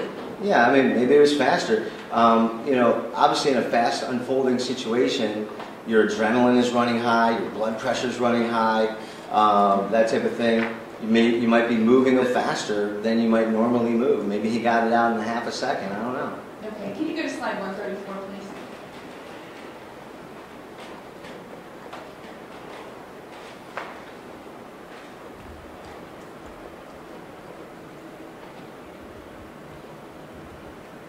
Okay, so now, and this would be back to around, and I know we're just approximating, around the time when, for the easiest math, that his gun would be coming out. At this point in time, is the defendant, is he inside the car? Is the defendant, Yeah. is the officer inside the car? Yes. Not at this time, no. Okay, and you can clearly see his foot on the ground there? Yep. And you can see this would be, can you go back a little bit? This is right as, okay, go forward now. This is right as in the video, he's going to reach in. To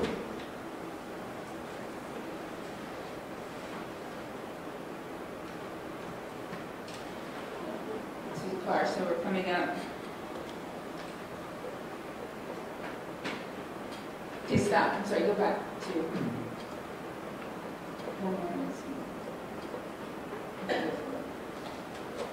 Now, sir, at this point in time,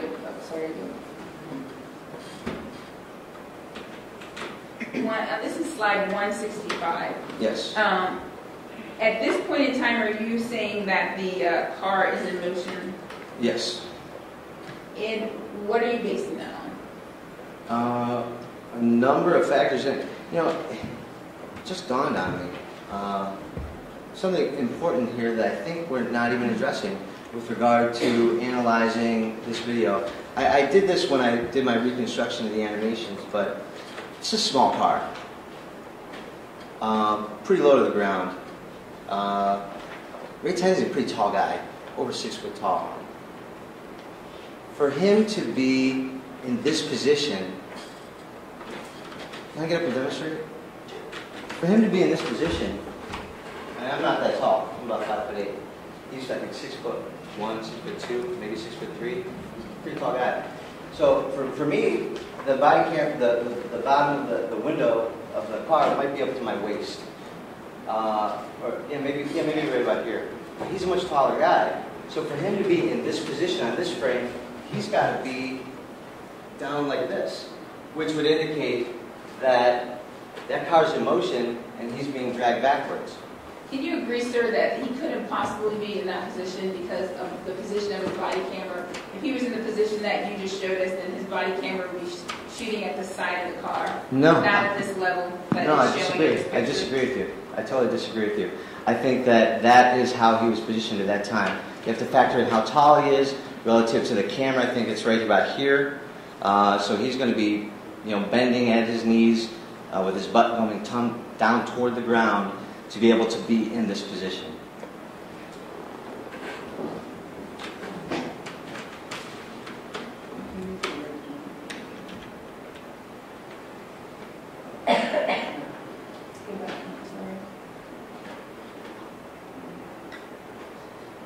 Now, sir, at this point, which is 1.059 seconds prior to the shot being fired, Mr. Fredericks at slide 171 says that the car is not in motion. You can still see the same background there with no change. I know this one has a little bit of blur to it. What did you use other than the possibility or the feeling that it might be in motion to show that at this point in time the car is in motion? Well, again, it's the totality of the circumstances. Not any one still frame taken out of the batch proves anything on this case. It's the totality of all the frames put together in real time over several seconds, standing next to a car that is on, in gear, and moving. And then in this indicate, now this is, you said 1 second prior? 1.059. Yeah, 1.5 seconds prior to the shot being fired. You said it yourself, you've got a blurry frame in the background. Blur on camera indicates motion. That's one factor. But I think I covered that in my direct examination quite thoroughly. So you're staying by your position that at this time the car is in motion, even though the background has not changed there? I don't agree with you that the background has not changed. I believe that the background has been changing.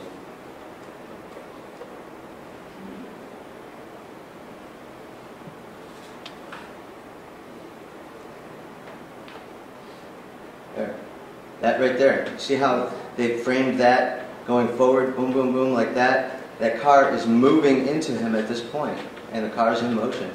What if I submit to you that he is moving into the car, and the car is not in motion? I would disagree with you on that. And what are you using to evaluate that the car is in motion as opposed to the defendant being in motion towards the car? Well, I think the defendant is, I will concede that the defendant is moving. He's clearly moving. He's moving inside the car. He's grabbing at the what do you call it? The keys initially, and then once the car starts put into gear and starts revving, then he's grabbing at, I believe, the steering wheel, and he's tethered into the car, and then he grabs the what do you call it? The seat belt at this particular point in time prior to the shooting. I'm thinking to hang on. Okay. I mean, can you please see that? Now you just said he's tethered to what? I'm sorry. To the vehicle. Well, I thought I had to figure out. Well, I thought I could figure out if you have a license or not. Go ahead and take your seatbelt off for me. Go ahead and take your seatbelt off. Now in that video, that's a very short video that lasts 0.4 seconds. Did you at any time in that snippet see where Mr. DeVos had the defendant's hand pinned to the steering wheel? And now play again. Well, I thought I could figure out if you have a license or not. Go ahead and take your seatbelt off for me. Go ahead and take your seatbelt off. Right there. Well, I thought I could figure out if you have a license or not. Go ahead and take your seatbelt off for me. Go ahead and take your seatbelt off. Right there. Good stop. So, how can you tell in this that his hand's pinned? Well, you see the left arm right here is in contact with the officer's arm, and the officer's arm is pinned between the steering wheel and his hand. With the blur in this video, how can you tell what's going on between the two hands with the motion blur that's involved in this video, in this segment of the video? Well, once again, use your common sense. I've been doing this for 20 years, hundreds of cases. That we know what's happening here. We see it. You know, his arm's in the car's moving, he's pinned to the car, he hangs on to the car, shoots, falls, and gets dragged 25 feet. So how, it sounds to me you keep saying use your common sense, but it sounds like you're making assumptions. No. How from this video can you tell me that his hand is pinned to the steering wheel? Because I can clearly see the left arm of the driver of the vehicle, I can clearly see the left arm of the officer, and I can clearly see the steering wheel. Can you point them out for me, please? You can step down, Mr. Ritter, and do that. Okay. Now it's a little bit pixelated, so the closer you get, the more difficult it is. So when you step away from it, you can clearly see the left arm, I can see the steering wheel, and then the officer's arm goes in through here. Okay, point that. So you're saying that's the officer's arm up there, and Yeah. where's the steering wheel? Well, I mean, this is worse than the video on my screen. This is so pixelated right here. I think it might be the this version of it. But you know, when you get into low quality video frames, the bigger you make it, the less clear they become. So this is actually more distorted than if you looked at it like on your phone. So this is a little difficult. And I'm nearsighted, so it's easier for me to see on my laptop than on your big screen. Okay, so, but can we agree that this happened in 0.4 seconds and you're saying his arm was pinned? Can you play the whole video again for us? Well, I thought I could figure out if you have a license or not. Go ahead and take your seatbelt off for me. Go ahead and take your seatbelt off. Yeah. Yeah, I mean, but see, therein lies the problem with this case. It happens like that. It's a fast evolving situation. And I think in my direct, and I think the jury probably get that, we've isolated a still frame where the left hand comes in contact with the officer's arm as it's in the car, up to the shoulder, against the steering wheel. I think that's clear.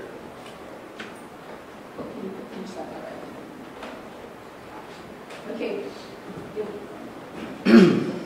By the end of this 0.4 seconds, though, the officer's arm is on the seatbelt. That's so right. How can you say that the arm was pinned in this 0.4 seconds? I don't pinned to the steering wheel or pinned at all. We have so much motion blur, we can't tell what's going on. Well, I mean, he's obviously in motion inside the vehicle.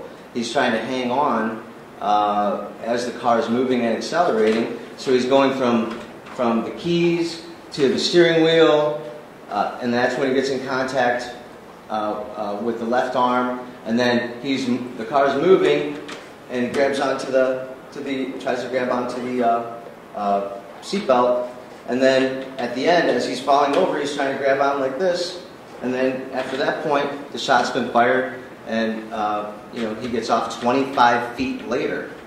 But sir, if the car is moving, I don't understand. If the car's moving towards him, why is he standing this way backwards and the car's making no progress towards him? I'm not sure I understand yours. Because he's hanging onto the car, so he's moving with the car.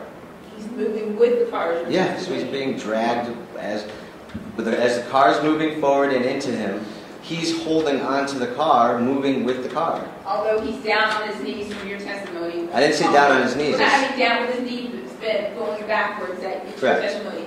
But even though we can still see Mr. DeBoe's entire body inside the car, it's your testimony that he's down, backwards, hanging on the car. In the sequence during the shooting, yes. He's bent at the knees, butt toward the ground, left arm in the car, up to the middle of the shoulder, and then unholstering his gun, and then as he's coming in, he shoots, and then falls backward and gets up 25 feet later. I mean, I think that's clear. Okay, sir, let me show you this. You're saying he's completely into the person. Here's the image, and that would be image 1500. So,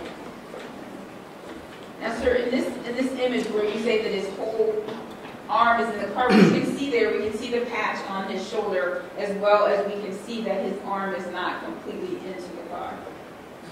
Is that correct? At this individual still frame, I would agree with that. In that. So you agree at this moment that he is not in the car? At this individual, no, I would not agree that he's not in the car. I would agree that his left arm is in the car. Clearly his left arm is in the car. And he's a tall guy. So he's got to be bending down, reaching into the car, and then he's got the rearview mirror in his back. So I would agree that, I mean, I guess it depends on what you mean by in the car. I mean, certainly his whole body's not in the car, but I think enough of his body's in the car while the car's on and in motion that would cause him enough fear, reasonable fear, that he thought he might have been dragged or got run over by the vehicle. That he thought he would be, but he was not. Now, here, sir, in this image, that's image 5800, can you see the background there? Can we agree that at this point the car has not moved yet? I would not agree with that. Okay. And this is the point where it appears that the background is still the same, the car is still there. By this point, the defendant's hand has already made it over to the chest area, seatbelt area of the defendant. Would you agree with that? I would agree that his left hand is moving toward the seatbelt, I think, at this point. It's kind of out of context for me, so. But I'm sorry, what did you say you would agree to? You said it's out of context. You don't. Yeah, well, I mean, you have to look at all of the frames in sequence with one another. When you pull an individual still frame out of a batch of thousands of still frames and then analyze just that individual still frame, I think that you're doing a misjustice to the evidence. Well, can we agree that it happens so quickly? If we don't plot the still frames, then you won't be able to see what's happening in each sequence of events. Right. I don't think in milliseconds, I think in real time. And when I analyze a shooting scene reconstruction, you look at the individual still frames of the case, or of the video, but if you just rely on individual still frames from a video, I don't see how you could possibly make a determination. Well, I understand that you're used to the gives you some indicators. Right. That's it. And I understand you're used to the civil realm, but in the criminal realm, then we would need to go through each still frame so we can see what happened, so that we can present to the jury so they can make their determination on whether or not. Right. But you have to remember, though, this is a low-quality camera, filming at maybe 30 frames per second, maybe a little more on the original footage or whatever, but it's not that important. The important factor here is that I'm sorry, what was your question again? I forgot my point. That in a criminal case that you need to look at each still frame so we can reach the ultimate decision here on whether or not Mr. Tinsley is guilty of these charges ultimately. Well, I mean, I think you look at the still frame. I remember what I was going to say. You look at the still frames, and those give you indications, but that does not give you the entire picture. You have to do a full shooting scene reconstruction to get the entire picture of what's happening. All you're seeing in this still frame is just what the camera is catching at this exact millisecond in time. But when you do a full shooting scene reconstruction, like I have done in this case, you can see the total picture of what happened. Can we agree that in your total picture, though, you're adding your experience and your emotions and your feelings about the I do not add my emotions into any case. Basically, as opposed Or to feelings, the for video that matter. shows what the video Experience, saw. I would concur.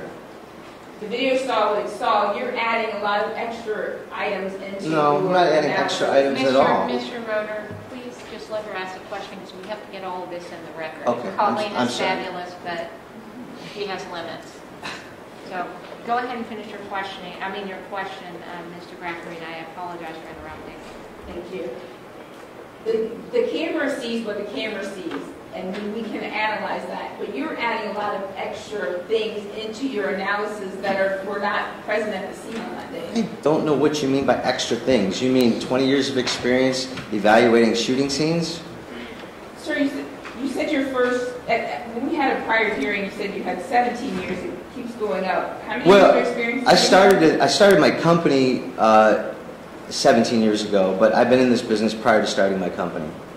Okay. Your company and your job is to make the most probable scenario based on the evidence, but that's not based on the actual evidence there. You add other things in, the human factors, even though you're not a human factors expert, and other things into your analysis, and that's what you presented to us today. What I do is a scientific approach to a shooting scene reconstruction as taught at the University of New Haven School of Forensic Science, as taught at every respectable institution that does crime scene reconstruction. That's the approach that I've taken.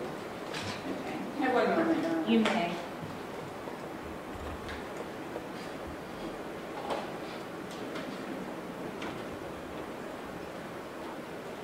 Thank you, sir. I have no further questions. Oh,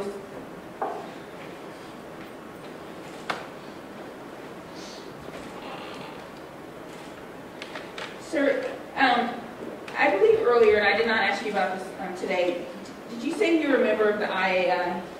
I am a member of the IAI, yes. Okay, and do you recall what year you became a member of the IAA? I think it was probably 2004 or 5, somewhere in there, the mid-2000s. I don't know off the top of my head. Okay, if I submit to you that I pulled the records from 2008 and you were not listed, would you be surprised by that? I would be surprised by that. 2008, you said? 2008, yeah. I don't know. I might not have paid my membership fee that year. I don't know. But you still submit that you're a member of the IAA? I am a member currently, absolutely. Okay, yeah, currently you are? I believe so. I think I paid my dues. What if I submit to you that I pulled the memberships for 2016 and you were not listed as a member? I have a IAI identification card sitting at my office. I have a certificate of membership from the IAI framed on my office in Burbank, California. I might even have a picture of it. I could send it to you if you like.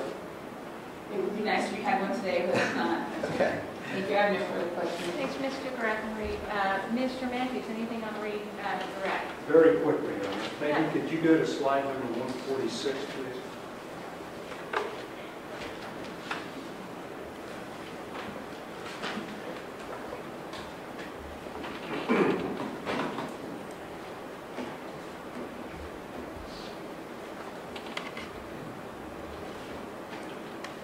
Mr. Roeder, can you look at that slide and make any determination as to what Sam DeBose is doing? Absolutely. Would you please tell the ladies and gentlemen of the jury? Well, you can clearly see his right hand is putting the car into gear, or it's already into gear, and then his left arm, I believe, I'm not quite familiar with what's happening just prior to this frame, but I believe this is when the arm was pinned. Can you see Officer Tenzing's arm in that picture? Above the top of the steering wheel to the left there, I believe. You see, when you get close to it, it gets all pixelated. Would you believe that, or would it be, would I be correct in saying that's Officer Tenzing's left arm and hand? Correct. Yes. And this is Mr. DeBose's left arm and hand? That's correct. Now, could you advance forward, Peggy, to the point where Officer Tenzing is on the ground?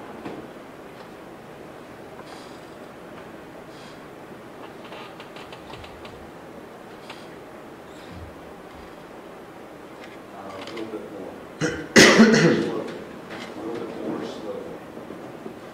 Keep going. Keep going. Is that the end of the presence? Do you still have Martha?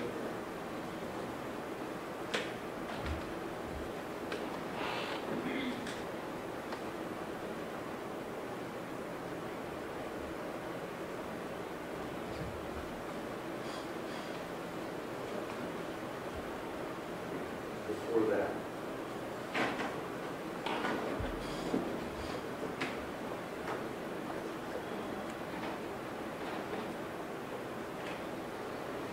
Right there. Mr. Roeder, are you able to make any determination?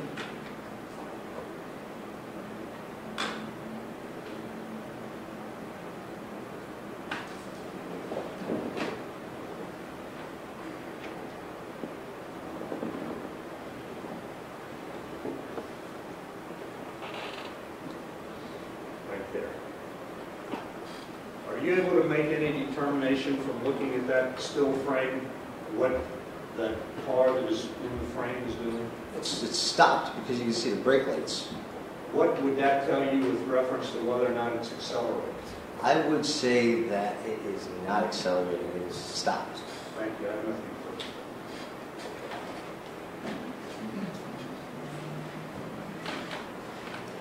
further. Mr. Grafton-Reed, anything else? Sir, just in reference to this last, because your brake light's on doesn't mean you're stopped. You could be braking, isn't that correct? By depressing the brakes of the vehicle means the vehicle is stopped. I mean, Go ahead. I'm saying in this still frame, I believe that that demonstrates that that car is stopped. Thank you. You're welcome. Mr. Matthews, anything That's all, else? Jim. Mr. Roeder, thank you for your help. You are excused at this time. Thank you, Your Honor. And I'm going to let them stand out for a second, get a stretch. Counsel, can I see you back in chambers with the court reporter? And I'm going to let you guys stand up and stretch just for a second before I determine how we're going to go at this minute.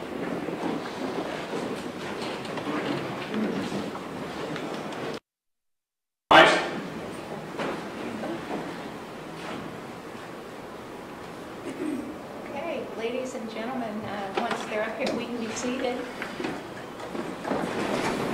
We're back on the record, the State of Ohio versus Raymond Tenzing, jury in progress. The defense was presenting its witnesses at the time we broke just a little while ago. So, Mr. Matthews, when you're ready, your next witness. Sergeant Nathan Asbury. Okay.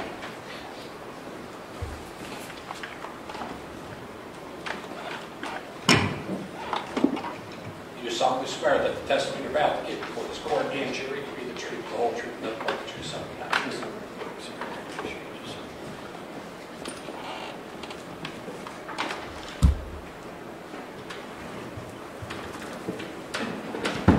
Sir, will you start out by stating your name and spelling your last name for the record? My name is Nathan Asbury. Last name is Asbury. And how are you employed?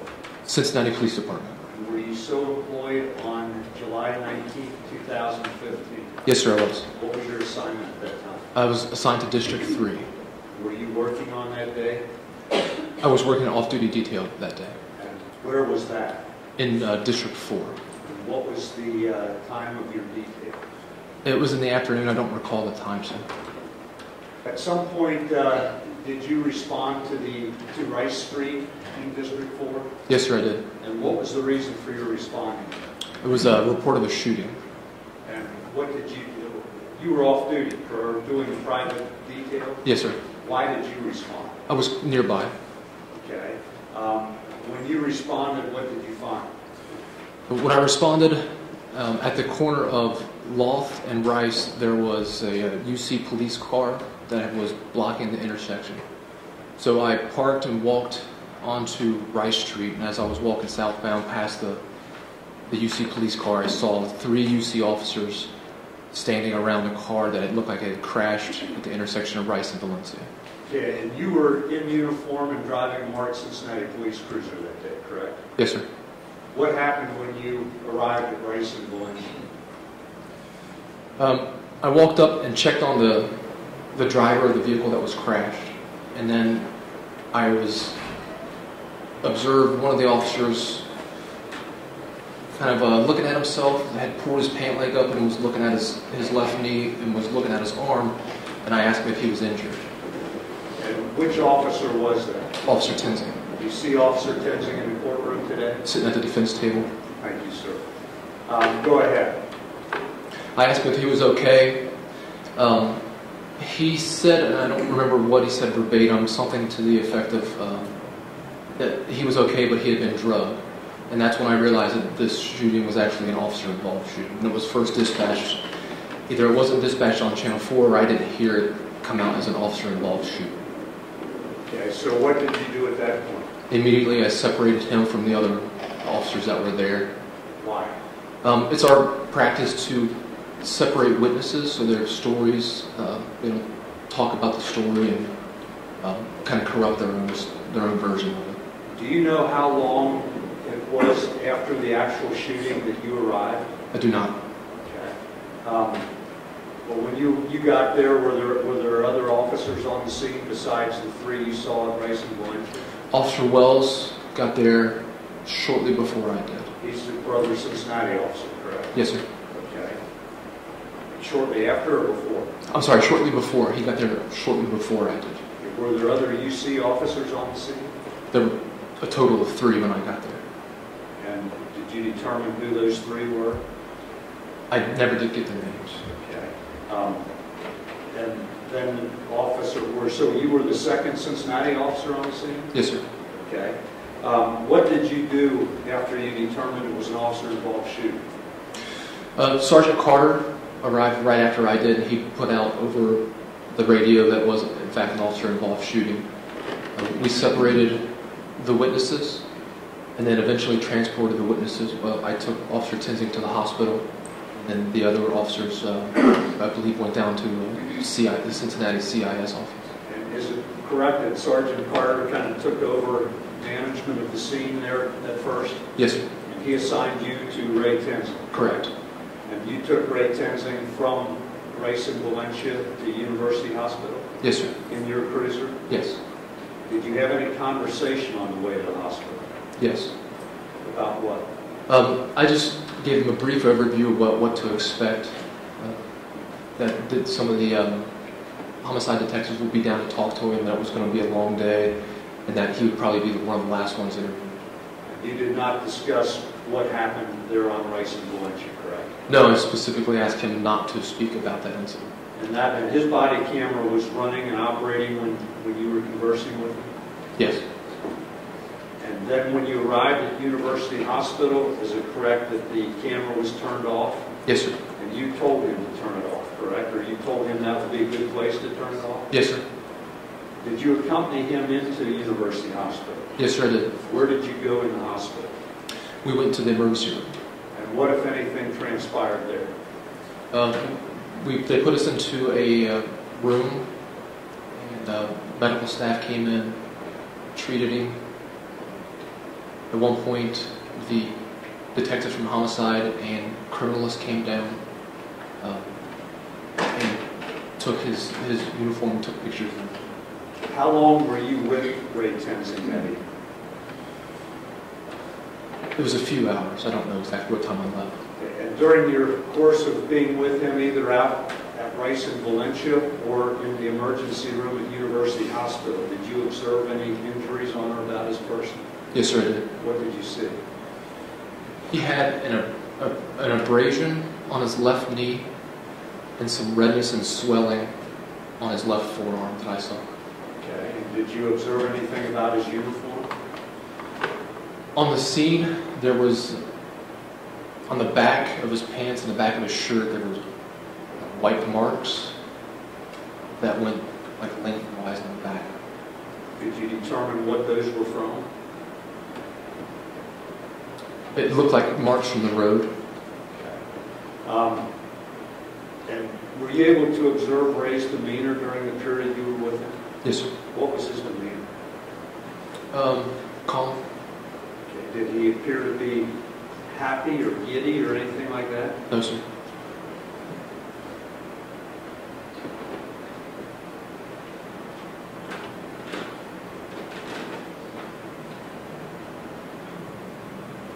Did you hear any conversations that he engaged in with the medical staff at University Hospital? Yes, sir. Did you hear him ask what the condition of Sam DeBose was? Yes. What was the response? The nurse informed him that he was deceased. What was Ray Tenzing's response to that? He put his head down in his hands and sat there for a few minutes. When he lifted his head back up, it looked like he had been crying. Thank you. I have nothing further. The state, Mr. Teeter. Sergeant Asbury, you wouldn't know whether those were, he was distraught because he knew that he may face serious charges. You don't know the reason that his reaction was the way it was? Are you speaking about at the hospital? About, yes. No, sir. Okay. And you and I have known each other a long time, fair to say? Yes, sir. And you almost always testify for the state? Correct. Okay. And once you knew it was an officer-involved shooting, would it be fair to say that you and everyone at the scene knew that other investigators would kind of take control of the situation and really wasn't your role to speak to him about what had occurred that evening on Rice Street? My role at that point was to make sure that he didn't speak to anybody except for those investigators. And I think you had said that you had a conversation with him about you're going to be interviewed by homicide, you're probably going to be the last to be talked to. Were you aware at that time, Sergeant, that UC had a policy that, or somehow their union or their FOP, that in UC officer-involved shootings, they get a couple days before they get interviewed? I did not know that. Okay, so you had thought that he was just going to get interviewed later on that evening after maybe some of the witnesses at the scene had been interviewed? Yes, sir. And do you know if that was on the body-worn camera, Sergeant, or not? If the conversation that you had with him about being last, because I think that when we showed the jury the body-worn camera, it looks like Ray Tenzing shut it off as he was about to walk into the hospital or when he parked at the hospital. I don't remember if that was on the way to the hospital or once we got to the hospital. I do not recall. Okay, and you also noted, Sergeant, that you saw some injuries on Mr. Tenzing. Yes, sir. And they did not appear to be severe at all, did they? I would not classify them as severe. In fact, when we watched the body-worn camera, you drove at normal speed up to University Hospital, didn't you? Yes, sir. You stopped at all the stoplights, went the speed limit. Yes. There was no urgency for you to get into the hospital, fair to say? Correct. Now, I know now that you're undercover, or you're not in a uniform, is that fair to say? Yes, sir. And how long have you been a Cincinnati police officer? 13 years. When you started out, were you in uniform? I was. Can you maybe take us through your career a little bit? Sure. Once I graduated the academy in 2004, I was assigned to District 4 Patrol. I did about 18 months in uniform, and I was selected to go to the District 4 Violent Crime Squad, which is a plainclothes assignment. We do a lot of work with drugs, robberies, guns, shootings. I spent about 6 or 7 years in that assignment. Then I went to the District 4 Investigative Unit, like the suit and tie detective. I did that for a couple of years, went back to the District 4 Violent Crime Squad for about a year, and then I was promoted to sergeant. And when you went to sergeant, were you in uniform when you were a sergeant as well? Yes, sir, for about 9 months in District 3. And did you go through training, Sergeant Asbury? Yes, sir. OPATA-based training or OPATA-certified training? Yes. And in your training, is there a rule that you should, well, why don't you tell the jury what the rule is as far as reaching into cars?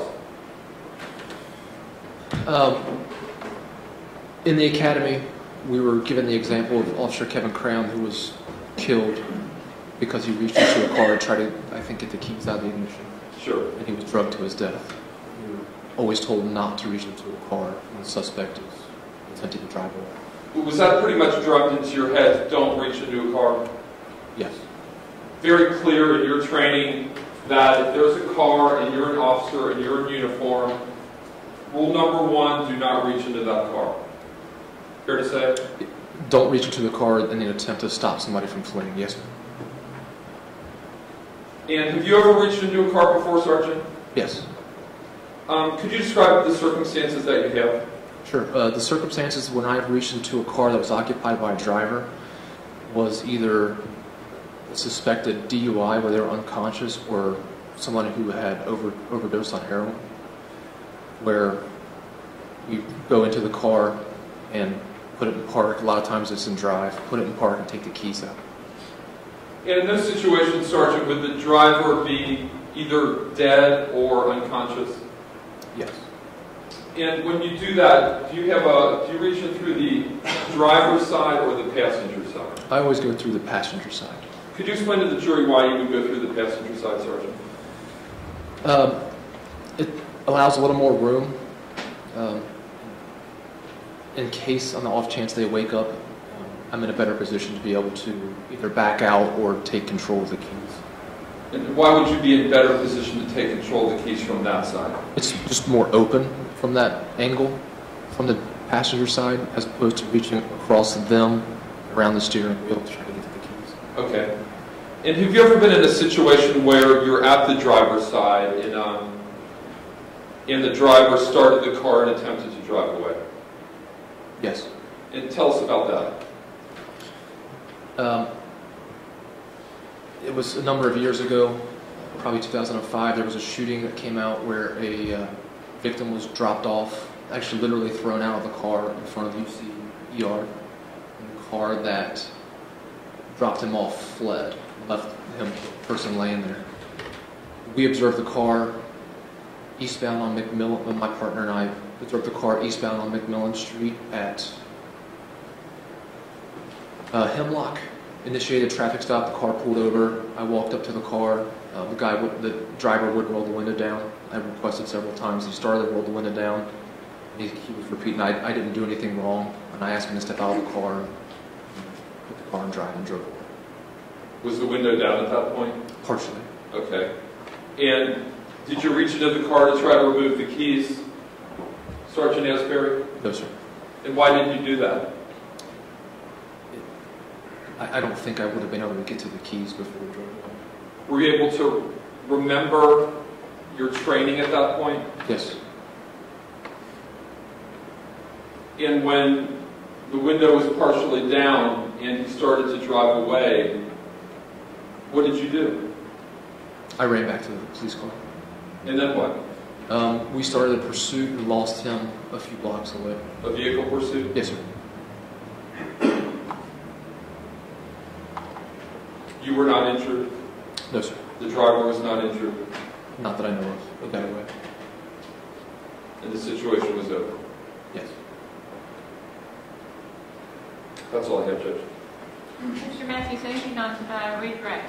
Sergeant Asbury, with reference to the story you just told, would you have reached into that car instinctively if you could have, do you think? Can you repeat the question, sir? With reference to the story you just told, would you have reached into that car instinctively if you could have, do you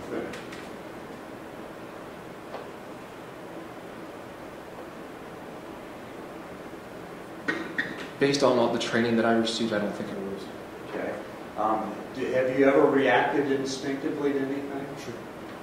Absolutely. And how does that work? How does it work? Yeah.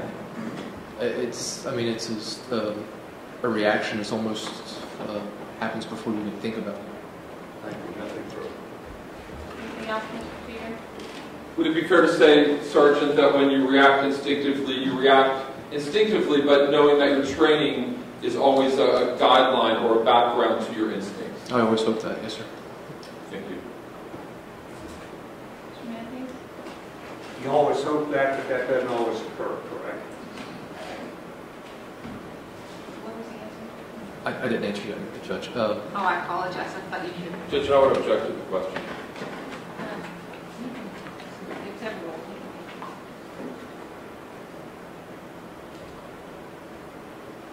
I always hope that it does serve, but there's been some times where it hasn't. Thank you. Anything further? No, Judge, thank you. Thank you. Sergeant, you may step down. Thank you for helping us. Thank you, Judge.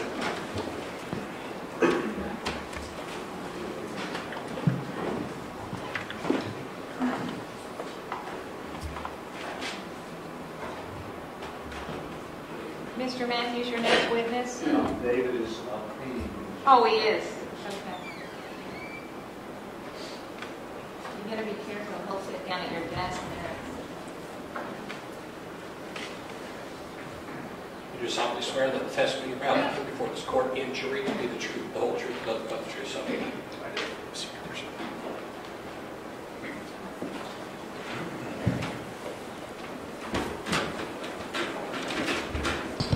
Also, Van Pelt, will you state your name and spell your last name for the record, please? My name is Jeffrey Van Pelt. Last name is V-A-N space P-E-L-T. And by whom are you employed? University of Cincinnati Police Department. How long have you been with the University of Cincinnati Police Department? Just over 3 years now. Do you know the defendant in this case, Ray Tenzing? I do. How do you know Ray? I got hired on with him back in 2014. What was the beginning? I got hired on with him back in 2014. And in 2014, did you two work the same shift, or did you just know each other from being UC police officers? We both worked second shift together. Okay. Were you working on July 19th, 2015? I was. And were you in uniform and driving a marked UC police car? Yes, sir. Were you with somebody or by yourself? I was by myself. And were you assigned a beat on that date? I was. Can you tell the ladies and gentlemen of the jury about the beat structure at UC? Our beat structure, we have 2 beats at the time that were on campus. Then we had 3 off-campus beats. Why did you have off-campus beats? Because the majority of our students live off campus, and we wanted to be out there to help police the area that our students were living in. Who was the police chief at the time? Chief Goodrich. And did Chief Goodrich have any orders or issue any instructions to the patrol officers about what they should be doing? He did. What kind of instructions were those? He heavily encouraged us to go out there and conduct traffic stops, any violation that we could find, and any legal reason we could find to stop a car. He wanted us to stop them. Why? He had a philosophy. He called it the no-fly zone in the area, and he didn't want any drugs, guns, people with warrants in the area around our students. They had no business to be there. Did he ever instruct you as to stopping particular people of particular race or ethnicity or religion or anything else? He did not. What were the instructions? To go out there and drive around our beat area that we were assigned to that day, and it was up to us if we wanted to make a traffic stop or not, Okay. as long as we found a legal reason to. Would you typically stop somebody for a no front license plate I did. on a regular basis? I did. Okay. What were your hours of duty on July 19th, 2015? I began my shift at 3 p.m. and end at 1 a.m. During the course of your shift that day, you had an occasion to respond to an officer-involved shooting with Ray Tenzing involved in it at Rice and Valencia, correct? Correct. Had you had any contact with Ray before that? I did. What time did you respond to Rice and Valencia, first of all? Around 6:30 p.m. And what was your contact with Ray before that? Earlier in his shift, he had a traffic stop on East McMillan, just east of Vine Street, and I backed him up on that stop, and I also backed him up on a traffic stop in Bellevue Park. Remember what time the Bellevue Park stop was? I would 6 o'clock, 5:45. And did you actively participate in that? By the time I got out of the car, he was wrapping up the traffic stop. And did you have a discussion afterwards? I did. About what? We were planning on going to dinner at 6:30, 6:45 that night. And what did you do then? We agreed that we were going to go to Chipotle, and we both went our separate ways. Okay. Did you notice anything unusual about Ray's demeanor No. when you parted ways from Bellevue Park? Not at all. And the next time you saw him was at Rice and Valencia, correct? Correct. What did you observe about him there? He was just in shock. I mean, I've never seen him like that before. To me, he appeared very pale. He was very white in the face, and he was just completely zoned out. Did you observe any physical injuries about him? I did notice him shaking his left arm, and he kept continuously looking down at his left elbow. And did you see any damage either to his equipment or his uniform? I noticed a scuff on the back of his pants on his right side of his buttocks, and I also noticed his handcuff case being scraped. Did you hear him making any statements? The only thing that we talked about, I asked if he was okay, and he just kept telling me I was dragged, man. I was dragged. And I responded back to my traffic post. And your traffic post was there in that area to keep people from coming through the scene? Correct. I was on Rice Street, just south of Valencia. What type of weapon do you carry? It's a 6-hour P320 semi-automatic. Is that what everybody at the UC Police Department carries? Yes, sir. And those weapons were relatively newly issued to you? Yes. Before July 19, 2015, is that correct? They were. Have you fired it? Yes. Have you fired it since then? I have. Okay. Where? At our firing range for qualifications. Okay. When you qualify, what do you shoot at? We shoot at a target with a silhouette on it. Are there any instructions about where you're supposed to shoot that silhouette? Yes. Where?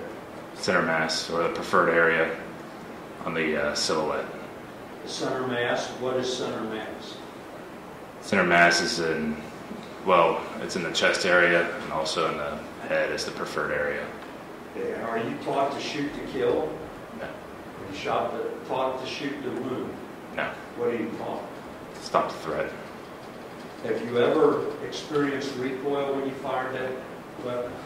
Very minimal. Has it ever knocked you over or made you move from where you fired it? It has not. No. I got nothing for it. Thank you. No questions, thank you. Okay, thank you. Officer Van Pelt, you may step in. Thank you for helping us. Oh, great. Awesome.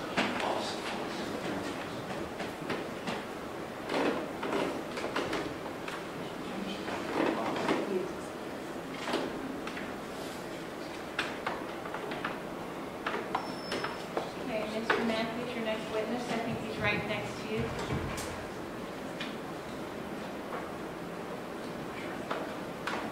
You do solemnly swear that the testimony you're about to give before this court and jury to be the truth, the whole truth, and nothing but the truth, so help you God.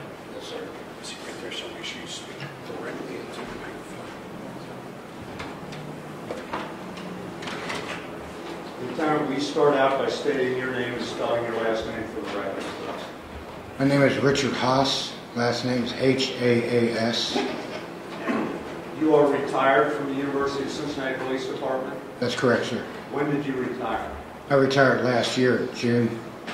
2016? Yes, sir. So you were working there on July 19, 2015? Yes, sir. Were you working that day, do you remember? No, sir, that was my off day. My partner was supposed to be, the other lieutenant was on that day. And did you work a typical shift for UC or a permanent shift? Yes, sir. What shift did you work? I was a second shift lieutenant. As such, were you a lieutenant in charge of Ray Tenzing? Yes, sir. And for how long had you been Ray Tenzing's supervisor? From the time he started working at our department, he came to my shift, and the whole time he was there. Okay. Did you have other duties with the UC Police Department besides supervising a shift? Yes, sir. What were your other duties? I was a firearms instructor. I was also a defensive tactics instructor. I also taught the terrorism and nuclear, biological, and chemicals, things like that. You have all that kind of training. Yes, sir. What, as a firearms instructor, did you ever instruct Ray Tenzi? Yes, sir. Where? We did, our ranges were at Indian Hill range out there by Milford. And what does that training include? Well, we have a qualification that the state requires that we make everybody has to maintain those standards, and then we have training based upon pretty much what we have to endure or deal with at the university and the surrounding areas. Okay, well, and how about with the training? I assume you fire weapons at targets, correct? That's correct, sir. And what is the instruction with reference to that? Usually it's based upon the situations that they deal with, so I would have them mostly learn to shoot at center mass targets. That's what the state requires, and that's what, the minimum requirements, and that's what we teach. We also teach, other situations.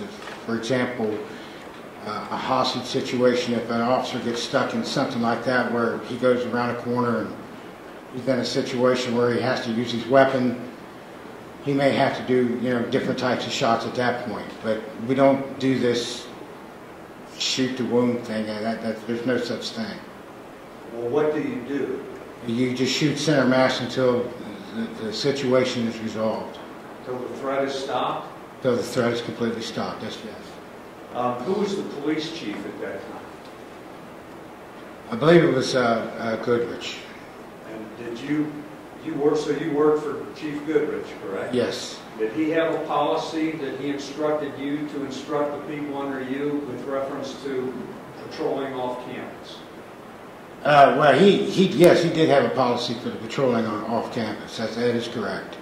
And were there some instructions that were given Yes. for you to pass down to the officers? Yes. He wanted more traffic stops. I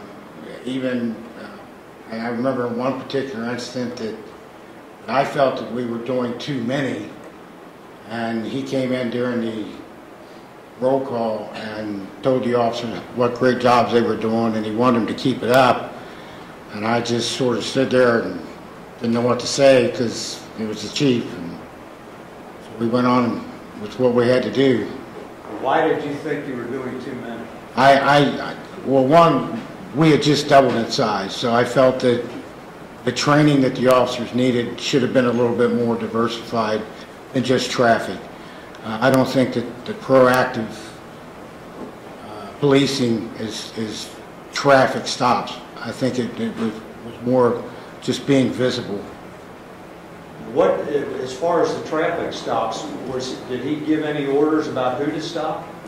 And he didn't give an order about who to stop. He just wanted more traffic stops. And when I assume when you say traffic stop, there had to be a legitimate reason to make the stop. That's correct. You have to have probable cause for a traffic. You just can't stop anyone. I mean, that's against the law. And did you ever tell your people under you to back off? I've asked them, and they did. Most of them did. Most of them were all of our officers on second shift were pretty well motivated. They knew what was right and what was wrong. I just pretty much just watched what they did. They were good officers. I didn't have to ride roughshod over them. Did you ever have any trouble with Ray Tenzi? Never. He was one of my lead officers, actually. Lieutenant, does the University of Cincinnati Police Department supply its officers with tasers? Not anymore. What is a taser? A taser is an electronic stunning device. Usually just help to submit people, so that nobody gets hurt, that you can put them in detention at that point. And do you know why UC officers are not equipped with tasers anymore? Objection.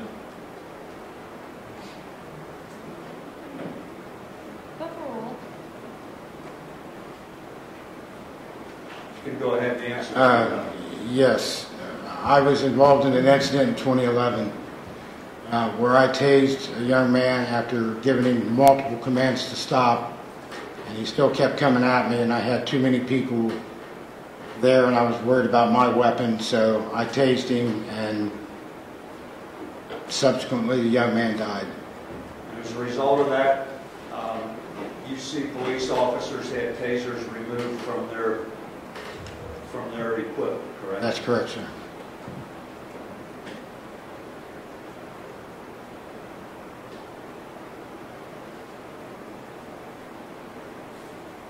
When you were conducting these traffic stops off campus, what was the purpose of it? The majority of the time, from my understanding, was that they were trying to get their presence known around the campus so that we could keep the robberies and the attempted break-ins and stuff like that, trying to drive those stats down. So we were trying to get more visibility around the campus. Were robberies and attempted break-ins and stuff like that a problem around the UC campus? Yes, sir, it was. And did the increased traffic stops have any effect on it, to your knowledge? Yes, sir, it did. What? It helped drive those numbers down. It helped drive a lot of the people away because the young students that were like, they just weren't paying attention, and they were easy targets. So our job was to be out there, to be present, to show our presence around so that we could try to push the elements away that were preying on these kids. And you know that this case involves Ray Tenzing reaching into a motor vehicle, correct? That's correct. And would you agree with me that that's not a good tactic? It's not a good tactic, but it's not unheard of. I mean, there are times that you may have to. Each situation is different. Every single situation is always different.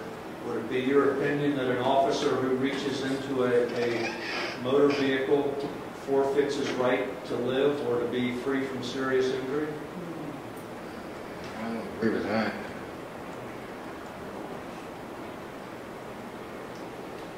I got nothing further. Thank you, Mr. Houston and Cross. Hold on one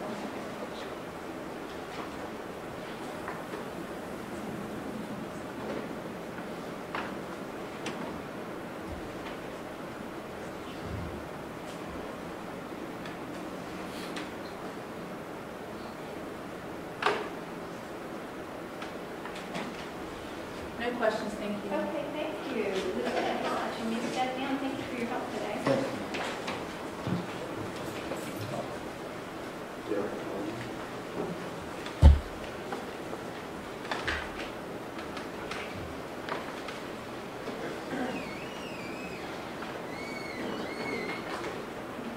Mr. Matthews, your next witness? Derek Nolan, Judge. Okay.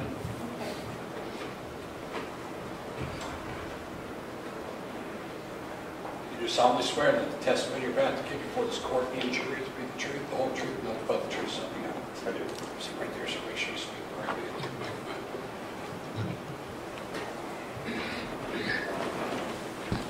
Officer Nolan, would you state your name for the record and spell your last name, please? It's Derek Noland, last name Noland. By whom are you employed? University of Cincinnati Police. For how long have you been employed by UC? A little over 3 years. Do you work a particular shift there, I work second shift, which is 3 to 11 p.m. or 3 p.m. till 1 a.m. 3 p.m. to 1 a.m.? Were you working on July 19th, 2015? I was. And were you in uniform and in a marked police car? I was. Did you have a partner or were you by yourself? I was by myself that day. Do you remember what your assignment was that day? I don't remember what my exact beat was for that day, but I was on patrol. I was in a cruiser driving the streets. And when you say driving the streets, were you on campus or off campus, if you know? I was off campus. Do you know Ray Tenzing? I do. Is this Ray Tenzing seated at the defense table? Yes, it is. How do you know Ray? We got hired on together in April of 2014. That's when I first met Ray. Do you remember the date, July 19, 2015, the day that brings us all here today? I do. Did you have any contact? Well, first of all, you responded to Rice and Valencia after Ray was involved in an officer-involved shooting, correct? I did. Did you have any contact with Ray that day prior to responding to Rice and Valencia Street? Yes, I'm sure I had multiple prior contacts. I know that he backed me up on a traffic stop that day. I was on McMillan. He came to back me up that day. All the way from the beginning of the day. You know, you have briefing, go get in your cruiser. So I saw Ray that day. Did you make multiple traffic stops that day? I did. Why? We were, at that time, working for the University of Cincinnati. That's what we were pushed to do. You know, you want to go out, you want to be visible, you want to make proactive traffic stops, and that's what we were doing. Okay. Why did you respond to Rice and Valencia streets? At that time, I guess simultaneously, I had a traffic stop. I was facing south on Jefferson. Car ran a red light, kind of pulled itself over. I was sitting in the cruiser, and I hear Ray Tenzing say the vehicle was slow to stop. Law enforcement, that's kind of a red flag. You know, that's not typical. Car typically pulls over to the side of the road. And for him to say slow to stop, it's a red flag to me. So I didn't even make my initial approach to the vehicle that I had pulled over on the side of the road. And then I was paying attention. I didn't want to clog up the radio traffic. That time I heard shots fired, and that's when I proceeded. And how many officers were on the scene when you arrived? 3. Do you know who those were? It was Officer Kidd, Officer Lindenschmidt, Officer Tenzing. Were there any other UC police officers or Cincinnati police officers there? No, it was myself, and the cruiser behind me was Officer Van Pelt. What was the first thing you observed when you arrived? When I first arrived, all I really knew was shots fired. You know, that means I need to get there. Once I got there, I observed the vehicle down the street and the officers down the street. I then got back in my cruiser, proceeded down. I think I went to Valencia and made a traffic post there. I observed Ray and the other officers in the street. And did you have any conversation with Ray? I did, briefly. And what did you hear? I heard him say that he was dragged. Did you see him, did you notice any injuries on or about his person?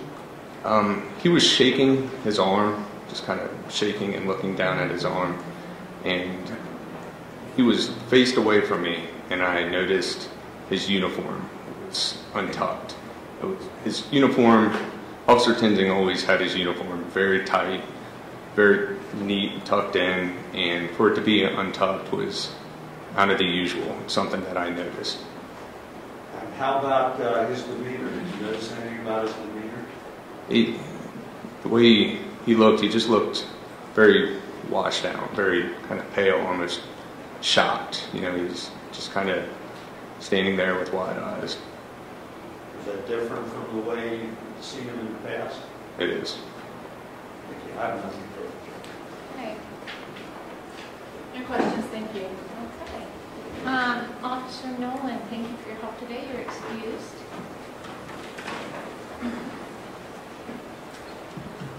Judge, that's all the witnesses I have present today. Okay.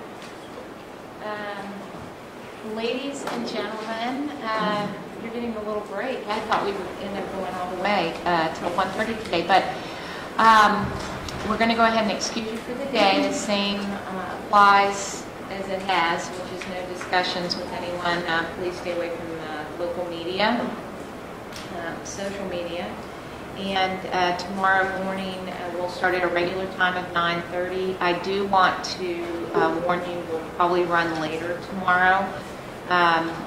Probably not beyond about 3 o'clock, but we're going to use all the time we have tomorrow, so it will be a longer day for you. Please bring snacks or a lunch or whatever. I'll give you a longer break in the middle of the day than normal. And we'll know more of where we are by close of day tomorrow. So, ladies and gentlemen, thank you for your attention, and we'll see you first thing tomorrow. Did you let them know that for sure they would not be sequestered over the weekend? No, yeah, I don't want you to. to worry. You're not going to be. I'll tell you. Trust me. You would know if you were going to be sequestered over the weekend. That will not be happening. So, I'll have more instruction there for you tomorrow at the end of the day. Okay? All right.